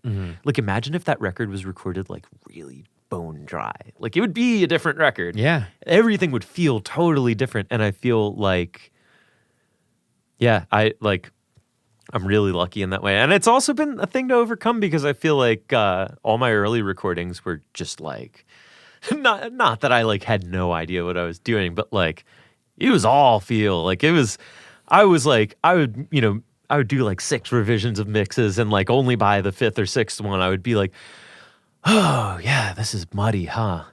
Like, oh yeah, this could be clearer, you know? Yeah.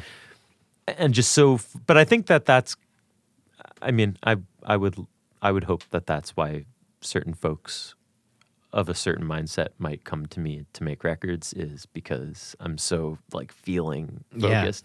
And that's been the skill that's had to become the sharpest, is like shutting off feeling, listening, and going, how does it sound? Like, what's going on in the sound? Like it is so not lost on me how lucky I am that a lot of the stuff that I get to work on, I'm just like, damn, this rocks. And it's the hardest part of the work is pulling myself away from being like, damn, this rocks, and going, what could sound better? What could have more impact? You can't enjoy it too much. You have to find ways around it. Yeah. Yeah. I mean, like I'm working on a record now that I was gonna mention this when you asked about Pro Tools. I'm working on a record for a friend who did the entire thing in Reaper. Nice. And I've heard good things of Reaper. I've never used it. I think it's great. I mean, I have my friend Nate, who does Water From Your Eyes, I think still does all of his shit in Reaper. He went to Columbia too. Yeah. I remember he used to work at the desk. Yes, he did. Because I remember when I reached out to them years ago, before they kind of took off more in the last couple of years, or emailing him to do like a live session. He's like, I actually remember you, like at Columbia, I worked in the basement. I was like, oh yeah. I was like, why do you look so familiar? I was like, that's makes awesome. Sense. Yeah, that's funny. Yeah, and like I'm to me, I'm like, you know, thinking about like Pro Tools and shit. I'm like, look, Nate's band just got signed to Matador, and he did all of his shit on a dilapidated laptop in his bedroom on Reaper. It doesn't matter if it sounds good; it is good. It doesn't matter at all. So many people get insane, great deals on an indie label or a big label, and some of the things they're working with, they might have had like 3 singles, maybe an EP. Like no full length record, no massive production, maybe a couple $1,000s have been spent on their albums or recordings, and they get signed to a big Sub Pop or this or Sony or Virgin. And it's like his shit sounds just as good as any of the other shit on that label.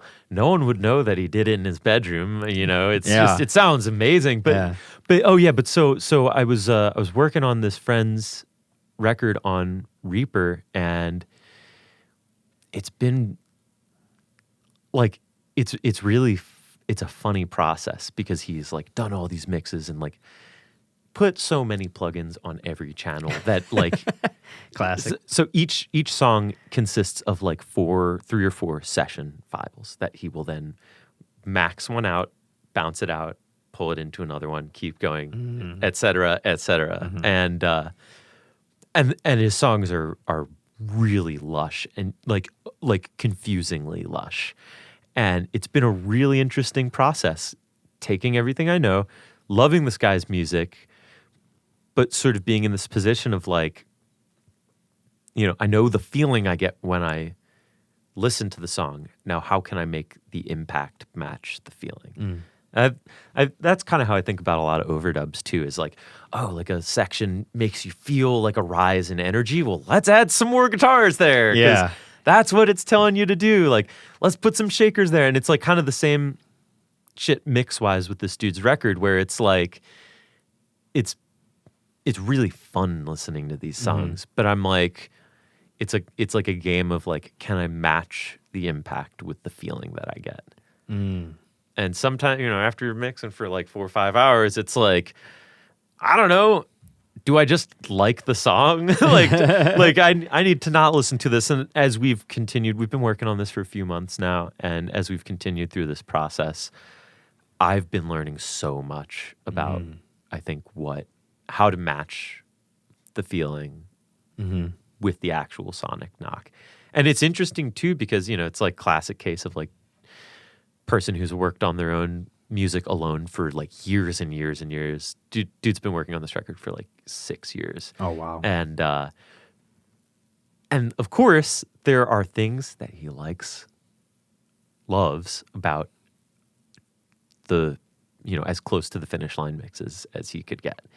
And a lot of people, I think, chalk that up to demoitis. I feel like demoitis has become a part of of a broader lexicon in the last couple years. What do you mean by demoitis? Like when people, you know, when people are attached to the way that things might be in a demo or a rough mix. Oh, I see. Yeah, and Won't let it go. They're married to it. yeah, and I'm like, and a lot of people, you know, there's this idea of how to get over that, but sometimes I'm like, maybe you should listen to it. I don't know. Maybe there's magic in there, and it's okay to like let it live in there. And when you know we spend however many hours on a mix, and then we listen to his original mix, and he's like, yeah, I like this thing more about this, and I'm listening, and I'm just thinking, yeah, actually that is better about the mix that you made.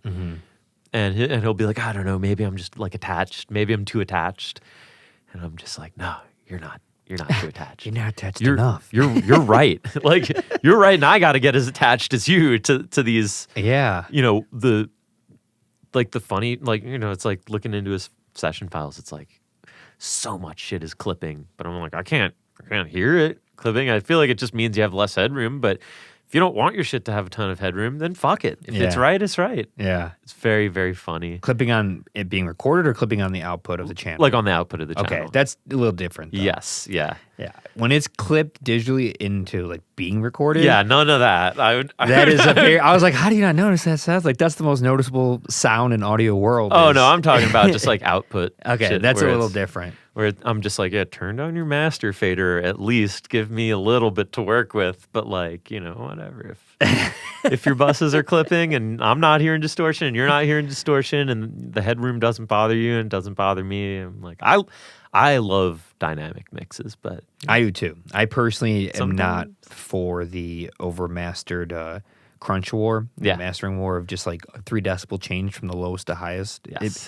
That is not even human. Like no music ever made has a dynamic change that little. Yeah. I love when dynamics get really, really quiet. Yeah. And then they just come back slamming. Scare me. I'm like, yeah. I want a 30 decibel I'm alive, change, baby. You know? It's great. Do you do any mastering or you send it to other ones? Yeah, no, I've gotten into it. It's funny too, because that was a thing for a long time. I was like, yeah, I'm not really qualified for it. I feel like mastering people, you know, you really got to like know your shit, which I mean, I think at a certain level, like, yeah, you better know your shit and you better have unbelievable monitoring equipment. But like, I had the experience of, you know, a few mixes getting totally wrecked by just, you know, putting it in the slammer with a budget mastering guy. So now my MO with mastering is like, I'm trying to be like the best budget mastering engineer in town. I don't know, you know, like I'm trying to be the best budget mastering engineer that I can be because I like doing it for cheap because it's, you know, I feel like mastering is the way that you can make the most with the least amount of time investment. I mean, obviously some outliers there, but like once you get your hands around it, it's like, oh, cool, you know, take some shit out, maybe add a little compression, but not too much, and whatever I can do to brighten up, you know, like mid-side stuff or maybe some stereo field stuff, and then, you know, throw it through a limiter and, you know, crunch it up, call it a day. Yeah, and it's like it's I think it's kind of fun because it can be really like lighthearted in a way. You're like, I don't know, I'm gonna throw some shit at the wall and see if this feels right to you, and you know. But I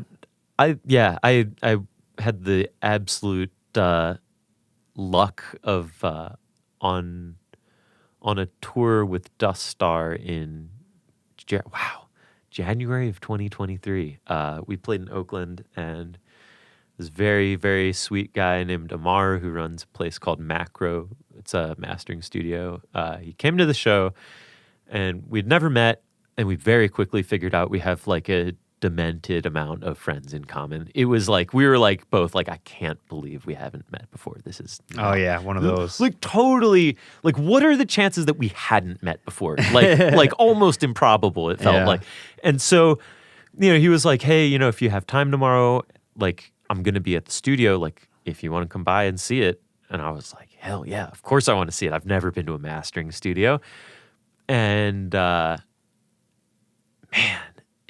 I have never heard anything like that in my life. It was like, I felt like I could hear like the lows, the low mids, the high mids, and the highs like separated out in this way that it made it so obvious what I was hearing. And he pulled up Spotify and he was like, yeah, just, if you want to hear anything you've mastered or other people have mastered that you've mixed and I was like, yeah, this is awesome. And I was cruising through stuff and it was so revealing. And I think especially like all of the incremental work that mastering people do that I think really, really makes a good master good. It was like so obvious to me. And it's maybe I feel a little crazy saying this, but it was like in this room with like the most hi-fi shit you can possibly listen on. I felt like, oh, I understand how this can impact a listen on a phone. Like something mastered in a room like that. I was like thinking about, I'm like going through listening and I'm like, yeah, the low end extension on this kicks ass and the low end extension on this is like lacking. And thinking about when you listen on the phone, it's like, it's not something you can hear, but it's something that you feel. It's like something that you perceive. Well, the all the overtones and harmonics that go up to the place where you can't hear them on a phone are there. Yeah. That's why it's so important to get everything right from 20 hertz to above 20,000. That's why we even have higher sample rate recordings. It's like, why would you record at 192,000 hertz? Yeah. When you need, for Nyquist there, you have to have double the sample rate in order to capture frequency. So that means it's capturing 96,000 hertz and below. But you're like, no one hears above 20. The best ears might be 22, 24. Nah. No one does. So like, why capture it? It's like, if you, a colleague of mine is really into hi-fi audio, builds his own speakers, genius guy. Whoa. And we were talking about this. He makes everything color. He's an awesome speaker designer. And he has sound systems he's built that are flat from 15 hertz to like, 100,000 hertz. Like it's insane. And they're like in his basement. He's built infinite baffles. So like he's used like utility closets and made infinite baffles, like 3 18-inch speakers in it. The cubic volume behind it is equal to the run. Like, so he's made like, that's how it gets flat to 15 hertz. Yeah. You feel it. It makes your stomach and chest compress and it makes you feel like someone's sitting on you. It's wild. But we were talking about it and he was saying like, yeah, you can't hear that sound, but it's the overtones and harmonics of all the sound below it. So if you can capture that still, it'll make everything underneath it more pristine, clear, transparent, and have a higher quality to it. And I'm like, that's fascinating to think about. I never really thought about it that way, why it's important, why it can be important to record that high and have playback that high, even though you can't hear it. It makes everything within the range you can hear that much more clear, clean, controlled, dynamic, transparent. So yeah, what you're saying makes a lot of sense why when you have a really good mastering engineer, they have a very specific, essentially hi-fi sound system that the average person will have never even seen their whole life, no matter what. So they can articulate and hear every single range because there's so many ranges between 20 hertz and 20,000. I mean, our ears are remarkable. Human hearing is much better than we give our credit for. I mean, we have over 8 octaves we can hear. Our ability to parse sound and pitch is remarkable for our species. And we can hear better than a lot of animals. A lot of animals have weird hearing where they they combine like smell and hearing, which we don't. Because their eyesight usually sucks, most mammals, but their hearing and smell is great, especially combined. Whereas humans, it's like our hearing is remarkable. It can't shut off. Yeah. We cannot stop our hearing. It's the only thing that keeps us alive if you're in a cave, in the dark, I mean, think about the first time, anytime you feel endangered, it's something you're usually hearing. It's like in the dark, you can't see, so you hear something dangerous. Our hearing is remarkable, but yeah, to be able to hear it sound a good way on a phone, laptop, earbuds, sound system.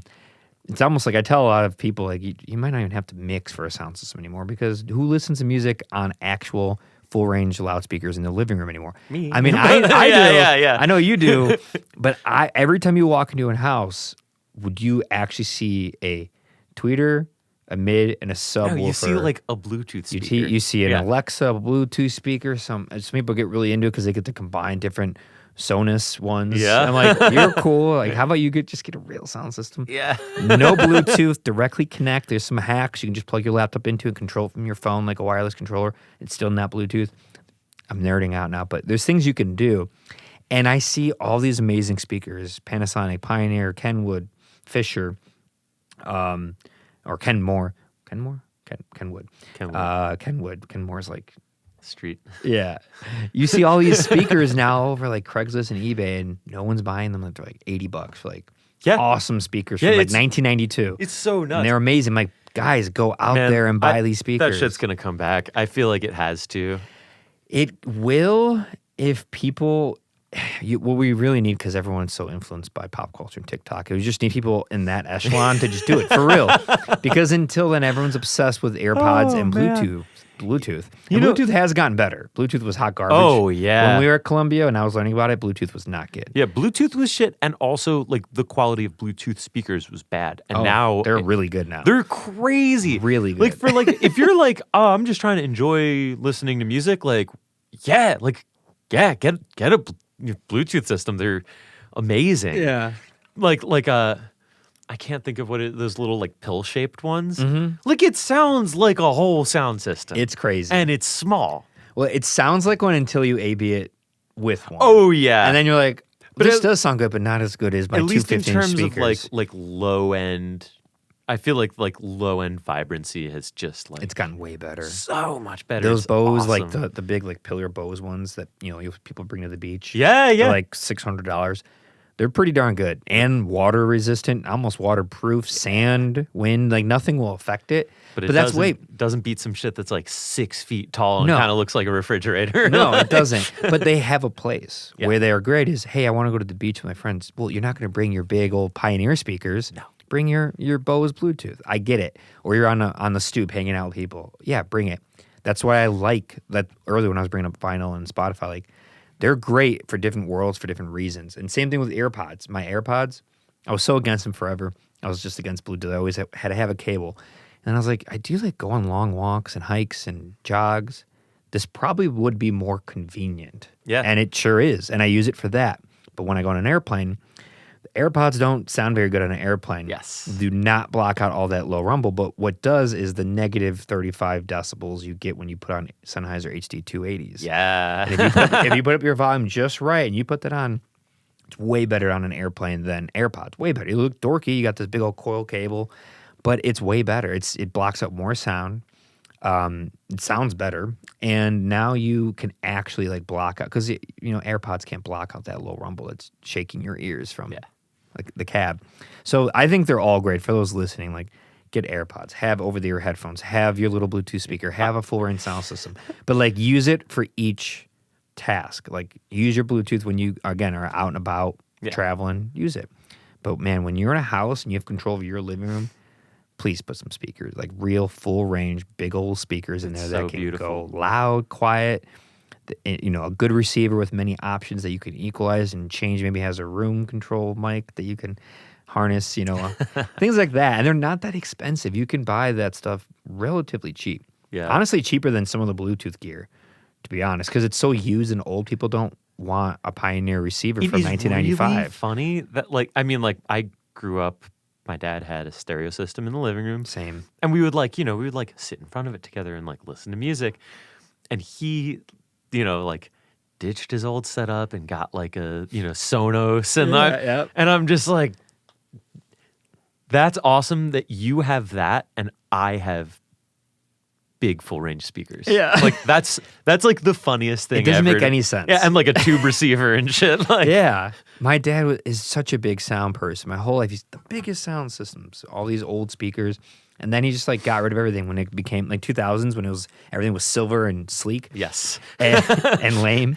And I hope now these speakers are just sitting around everywhere and they're amazing speakers. I mean, this is at the late 80s, early 90s is the epitome of professional, pro-consumer, and consumer all meeting. Finally, they were cheap enough for regular everyday workers to afford, but they didn't compromise the quality because we're talking about these Japanese audio companies are like top tier in the world, and German ones, like they don't compromise their engineering or anything. And they made amazing speakers at an affordable price finally because the 60s and 70s, the tech wasn't there yet.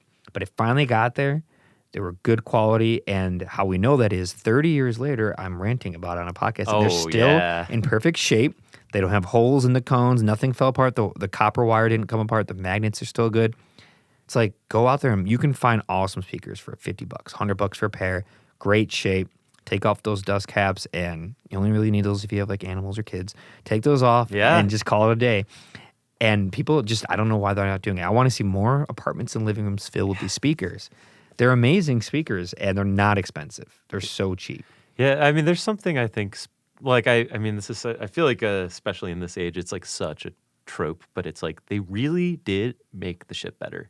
They did. They made it to last. They did. And it's kind of like, I mean, I'm also like, think I've finally kind of curbed it, but like, I was on an absolute bender with like vintage mics and pre's for like a while. And a lot of it is just like they built it really good, and as long as you get it maintained occasionally, it will live. And like, I mean, like, you know, like the difference between like the modern 414 and like the 414 BULS is like BULS is just like better in every conceivable way.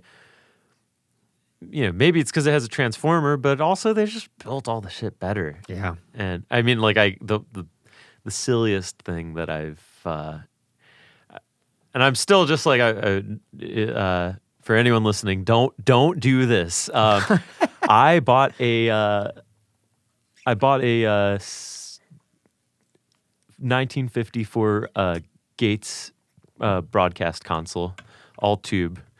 From a guy on Instagram. 1954. Like, and the thing that sold me on it was, you know, typically a lot of these old mixers are, you know, whatever, 4 in, 1 out, 5 in, 1 out.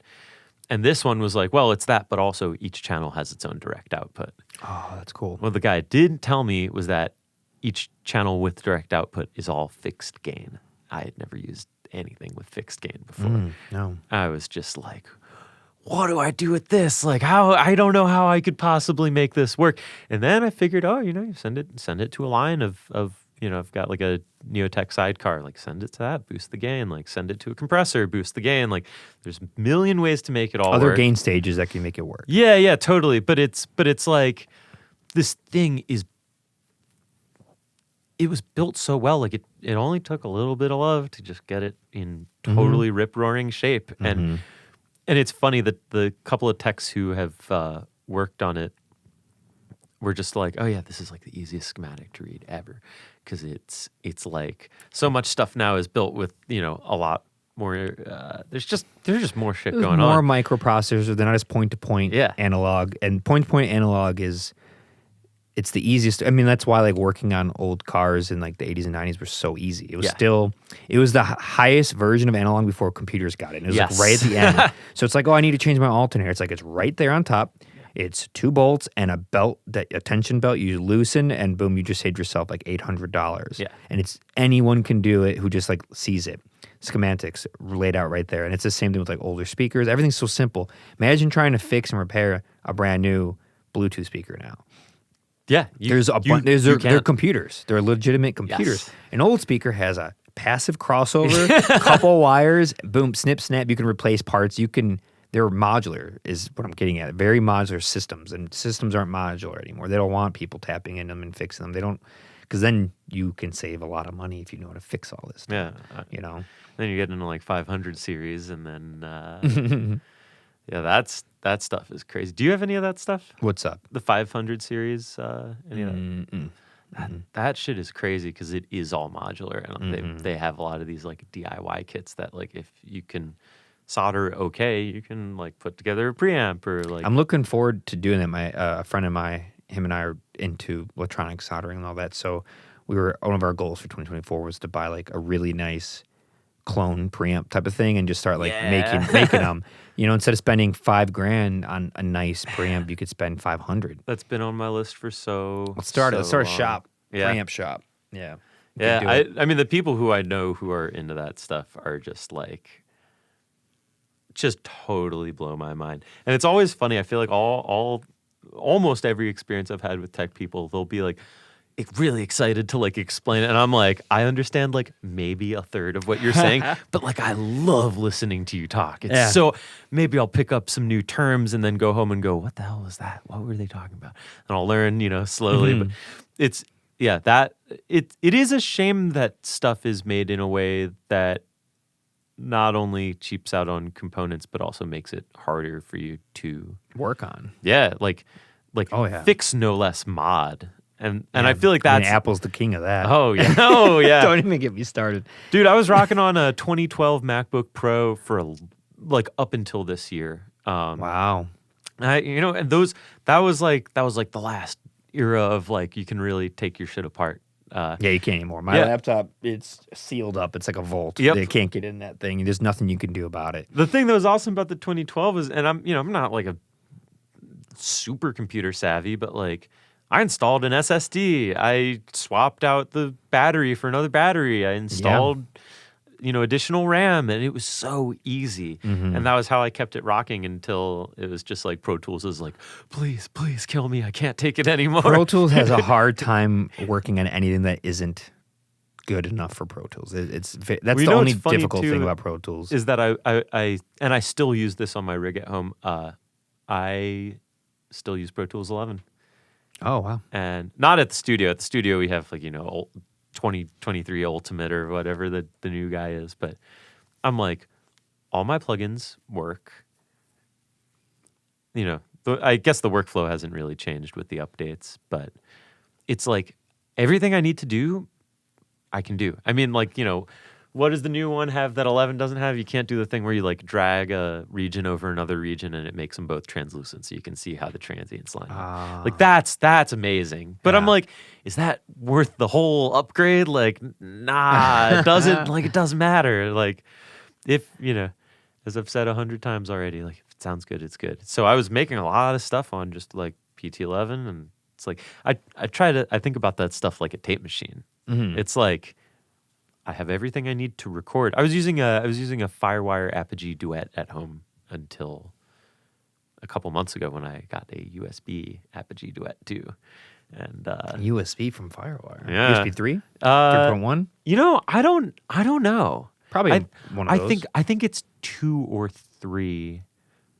It's not like the new like slim type, but USB-C. But it's like even using like this Firewire Duet, I'm like, Firewire is old school. it's super old. That's but what I'm I got. That's what I learned on was I'm Firewire. like, it sounds great. It sounds awesome. Actually, I did all the overdubs for my. Hold on, am I making that up? It's either the last Options record I did or the one before. Are you still active in Options? Yeah. Yes. That high pitch. Yeah. Like, yeah. I've been. I don't know. I feel like that record Swimming Feeling really took me far beyond what I think I set out to accomplish. And after doing something like that, it's like, well, you don't want to do that again. I really feel like I hit the nail beyond, far beyond how I even imagined that a nail could be hit. And so now I'm sort of like, I stumbled into this new process with, I call it computer music. I do these karaoke sets where I sing into an auto-tune pedal over an iPod Nano. And Karaoke, you said? Yeah. Like in front of people? Oh yeah. Okay. Yeah, but it's like mostly unreleased stuff. So Wait, you said an iPod Nano? yeah, I put the backing tracks on an iPod Nano and I just play them. Oh, I missed an iPod. Dude, they're I sick. miss it. It's like really fun. I'm just like scrolling on my That was iPod such a good at the time. gig. Such a good time. I just saw an old one. My brother has it. He lets his 2-year-old daughter use it as a phone, air quotes phone. It's so and it's an iPod Classic that doesn't work, man. and it's the 30 gig one it's thicker. Yeah. Like from 2005, before they went to 80 gigs in 2007. Yeah. And I mean, think about that. Trying to only fit 30 gigs of music. Yeah. I mean, that would fill up so fast right now. Oh my God, yeah. It's And then when they got to the 160, that was huge, especially the slim 160. But even that's still not enough now. yeah, the thing I think I miss about that era is like I actually I guess this was during the pandemic. I was like, I'm canceling my Spotify subscription. Like, fuck these people. Like, obviously for a million reasons, and I'm just gonna buy everything on Bandcamp. And if I want it badly enough, well, and I run out of streams, well, better go buy it. Think about how much do if I listen to a record more than a few times, I feel like I'm like, I should I should give these people some money, you know? I always buy the records. It's so important. There's nothing better than buying the album than getting the free WAV files to put on your computer, and then now phones allow you to play WAV files. It's like you can just put on your phone. My phone's riddled with thousands of WAV files, uncompressed audio from bands, and I have the record. It's the best of both worlds. It's so awesome. It's great. The thing that I think I in this moment had stumbled into, because this was about when I, what do you do during the pandemic? You're just getting into all sorts of crazy shit. And I found my old iPod Nano, and I was like, oh God, what? Oh yeah, it was the headphone jack on my iPhone just stopped connecting. So I was like, well, I guess I'll use my iPod in the car. And all of a sudden I was like, I became very aware that I was like, oh, I'm like curating this whole library. I forgot about that. I forgot that that's how everyone used to listen to music, is rather than, you log on to your streaming service and it's like, here's what you like, which, everyone's guilty of, and I'm totally guilty of it. I'll just log on and go, oh, I guess I liked this yesterday. I guess I'll listen to it again. And sometimes it's because I want to listen to it, and sometimes I'm like, I want to listen to something. What do I listen to? Oh, it's telling me what I want to listen to. And it's such a special thing to curate your own library. I mean, that's part of what I love about having a record library. But it's the same thing with the iPod. It's like the exact same thing. So there's about a year, and when I started sort of gently touring again last year, I was like, oh, I should probably get the subscription back. So I can listen, whatever I want. And I think the Spotify subscription, iTunes, any streaming service, or iMusic, I think it's great. Depends on your intentionality and use of it. Yeah. If it's to discover new artists, you therefore go see them at shows and buy their shirts and vinyl and stuff. It's a great tool. If it's just now that you have this and literally endless amount of music forever and every version of everything ever made, and now that's stopping you from buying this stuff because you're like, I could just listen to it. Why would I buy it? That's where I think it's problematic because, as you know, and I know, the artists on these streaming apps are not making anything or next to nothing. So they do need that because it helps to promote them around the world, but they need you to go to the store or their website and buy the record, the shirts, the cassettes, the CDs, the stickers, the pins. Yeah. Go see them at a concert and buy that stuff. So if it's taking away from it, I think that's a problem. But if it's helping enhance it by helping you discover new things and then going further down that rabbit hole of that music, and there maybe you discover a whole music scene in Brooklyn because you found 2 bands on Spotify, and then you just kind of went on their Instagram and connected the webs, and now you're buying all these vinyls. That's amazing. That's how I do it. I wish more people approach it that way, because if you truly love art and music, giving your money to Apple and Google, who owns YouTube, and Spotify is not the good or right thing to be doing. Trust me. Yeah. They have great outlets to discover stuff, and it ends there. Yeah. Everything else, it's kind of an abomination. I mean, I feel like a lot of things in life are like, multiple things can in fact be true within the same reality. And I feel like, rightfully so, a lot of people are like, Spotify is, they're evil. I mean, as from an ethical standpoint, totally evil, I think. But that can be true as well as the service is awesome. It's amazing to have access to all of the this bands stuff. I discover through that one app is unreal. I mean, yeah, like just being on that super long drive alone and thinking, I forgot. A friend told me to listen to this record, and there were a bunch of records that I was like, you go on a long drive for long enough, and you really start to get into some like, what if I listen to that? Whoa, wait, but what if I listen to that? And it was like amazing. I mean, I've discovered some of my favorite records of this year from that, but it's like it's a slippery slope. Like my goal is to design an app someday where it's like all the artists get paid, the engineers, the UX and UI designers get paid to keep it, and the server gets paid. But like anything above that, like anyone running it, just gets normal like salary wages. Like the CEO in this situation, say you're the CEO, you are never seeing $1 billion. In fact, you're barely probably ever going to see $1 million. You might make $250,000 a year. But every artist can make, instead of making $300 over the course of the whole year, you might make $30,000. Yeah. And I mean, I could sleep much better at night, and I think anyone involved Oh my could. God, that would change everyone's lives. I'm going to try. I mean, I think it's possible. I think you might need around, $500,000 probably do it. But you'd have to have everyone involved would have to be okay with not making that much money. That's the relative hardest part. to everyone in their field. They can make good money, healthy money. Yeah. But instead of being a really good computer scientist or engineer for Spotify or Google or Apple, and you might make $300,000-$400,000 a year because you have a very specific job, you might just make $80,000. But it's like, who can't live off $80,000 that are ethical as hell? Like, how could you not sleep at night, or how could you not sleep being able to do that?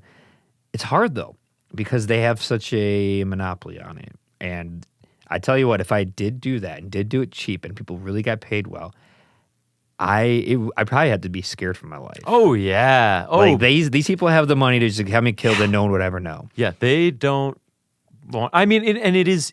I mean, I feel like it shows up in so many avenues of life, but like the people doing the grunt work to make the wheels turn are just treated expendable, in an expendable way, and it's so. I mean, it's like we're just units of energy. We're not even people. Yeah, it's crazy, and it's. I mean, it's really like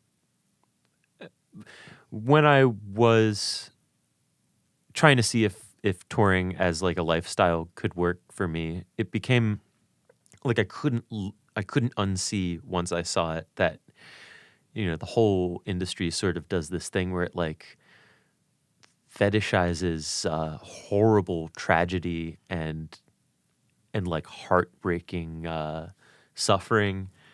It like puts it on this pedestal, romanticizes it. Yeah, and it doesn't.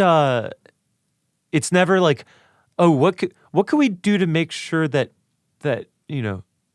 future people don't have to suffer like this? It's like, nah, let's just run this thing further into the ground. Like it doesn't matter. And I feel like it. Yeah, I mean, it is an interesting period in music too, because I mean, certainly it's like, I mean, I think kind of everywhere, like the flow of money has just ebbed so dramatically, but like especially in rock music, it's the Wild West. There are no stakes anymore. You can't, like, rock is probably the least popular it's been since it's existed. Since 1955. Yeah, and since so Elvis and Buddy Holly and Yeah. what's his name? Chuck Berry. Chuck Berry, yeah. Yeah, and it's on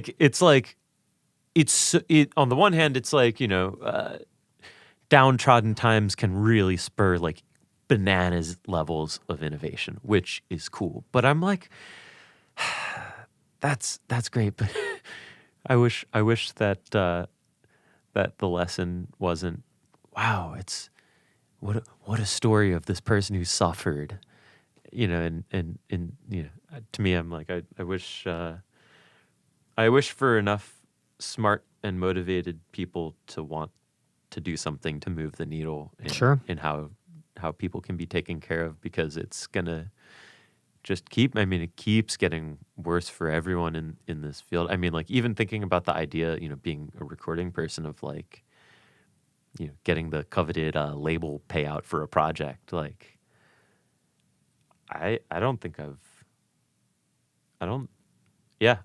ever worked on a project that a label paid for. I think it's always individuals. I've never either. Yeah, it's super interesting talking to people who live in, like, New York and LA, where that does happen sometimes. But also sometimes it's just like, a teenager with rich parents, type of situation. But I feel like, it's super crazy to be like, I'm surviving from people who, everyone's just like working a coffee job, or maybe they're working a salary job and they get enough to do, a week in the studio or whatever it is. But it's like, the love has to be there, because it's a thankless world and a thankless job and a thankless endeavor. The music industry is by far the most thankless, because it takes so much back end work to just have this front end product. So much. I mean, years. We've both worked with bands and on projects where it was like years and years and years. And then it might, get 800 streams, Yeah. and make like $7. Yeah. And like that's it. Which like I guess on the flip side, that's something that I really love about this line of work as opposed to like, playing music as a main lane, is that when it's like my job is like, is the artist happy? Do they feel like the work reflects their vision? Did they have a positive experience? Did they feel empowered to try new shit that they wouldn't have tried otherwise?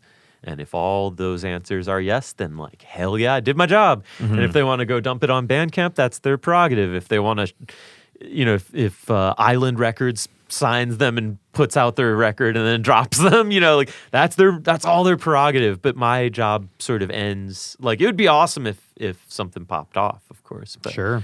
But it's like, it's kind of sick knowing that my job as a recording guy is like, when I send you the final mixes or the final masters, like my work here is done. Wow. I think that was beautiful. I think that's a great way to pause this interview, this podcast for a future one day when we do another one. Hell yeah. That was good. I love liked it. talking about this stuff. I know, I Thank could tell. you. I love listening to it because I'm always used to me having to do this type of explaining of the perspective that we both live. But it's nice to sit and listen to someone else. We have so many other journeys and things you've done. You've worked on so many projects. I mean, how many albums have you been a part of to date? Probably a couple hundred, right? Yeah, it has to be a couple of hundred, and especially too if you count all of the video sessions on the Puddle Splashers channel. Like, Yeah. it's A lot. Yeah, it's a crazy amount. It's crazy to see though, like when we both first started, it's 2010, and then 14 years later, you're like, oh my God, I've literally touched and been a part of like thousands of things. Yeah, And like, what is it going to look like in 20, 30 years from now? Like, holy, like my fingerprint's going to be on parts of the globe, like everywhere, Yeah. especially because of the internet. Like it's everywhere and you might not even realize it. It's pretty cool. Where can people find first your music that you're a part of, and then any production stuff like the studio, how they get a hold of you if they want to record with Seth? Oh, it's all SethEngel.org.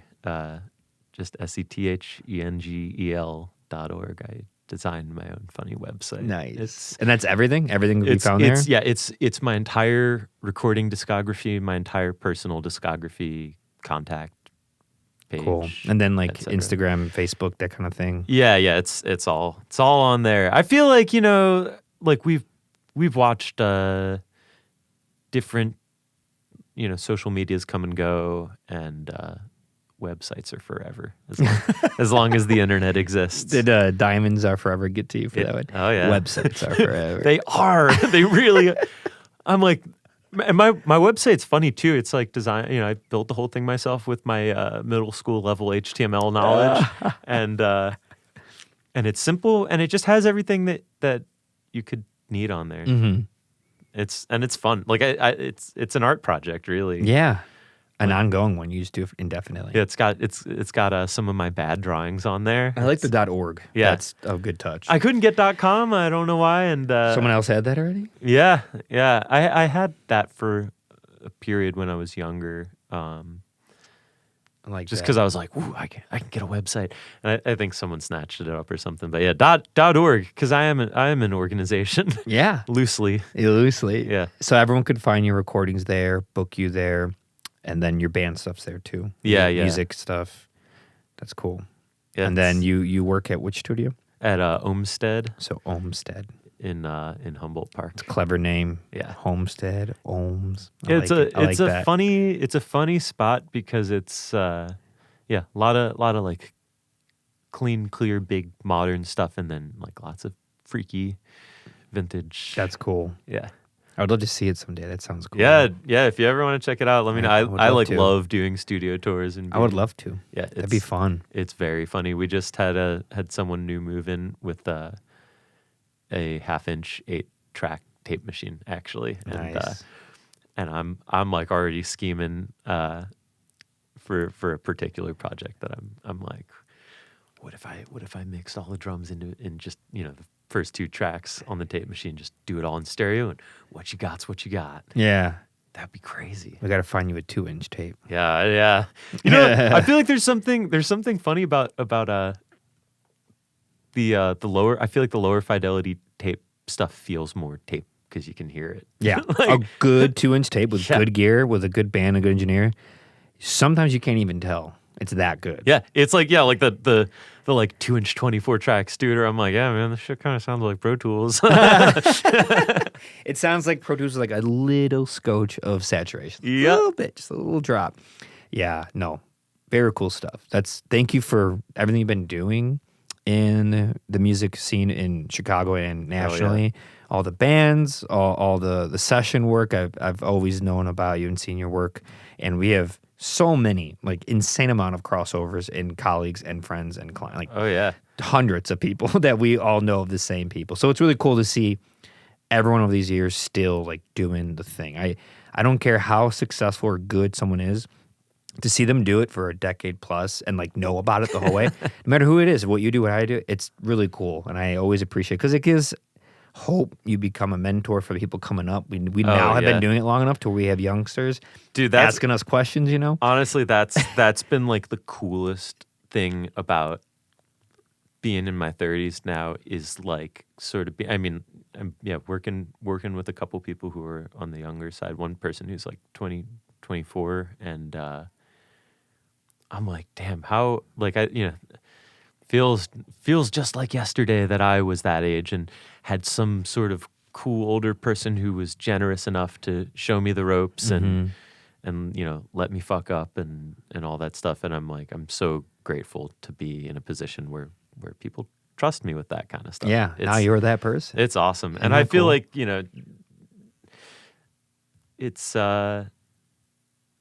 it's never lost on me how important community is and being an open book. I mean, like I said earlier, I'm like, if someone wants to learn about, anything that I do and I show them what I do and they take it and do it better, then like, that's sick. Yeah.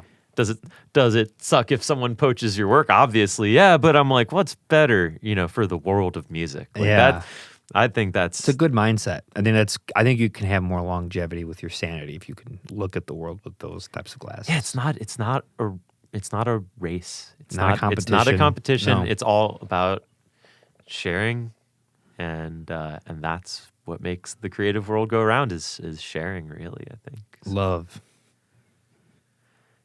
That's it. That's all you got. That's all you got. Well, Seth, thank you for coming on. Yeah, man. Thank you so great much to for see you asking again. me. Of course. I think this is the first time I've like ever talked about this stuff with anyone. Oh, wow. In a recorded way. Yeah. That's cool. Yeah, so super appreciate it. Yeah. Well, I appreciate you coming here, being honest, telling so much in depth of what you do and why and the different angles of it. Again, people need to hear it. Some people, engineers, we're always in the dark. It's a mystical place. We just we translate things and it happens. And I think more people enjoy hearing how the sausage is made, what's behind the curtains. Yeah, there's a lot of juice in that sausage. There's a lot of juice in that sausage. You could be vegan. I don't care. There's a lot of juice in that sausage. Yeah. All right. So thank you again. Everyone, you can find him. www.sethengel.org. Boom, baby. All right. Thank you, everyone, for listening, and find Seth's work and music and support him, and support all your local musicians and everyone you can find. If you got Spotify, that's fine. Listen to it and then go buy some records, vinyl, CD, cassettes. I don't care. Support music. Awesome. Thank you.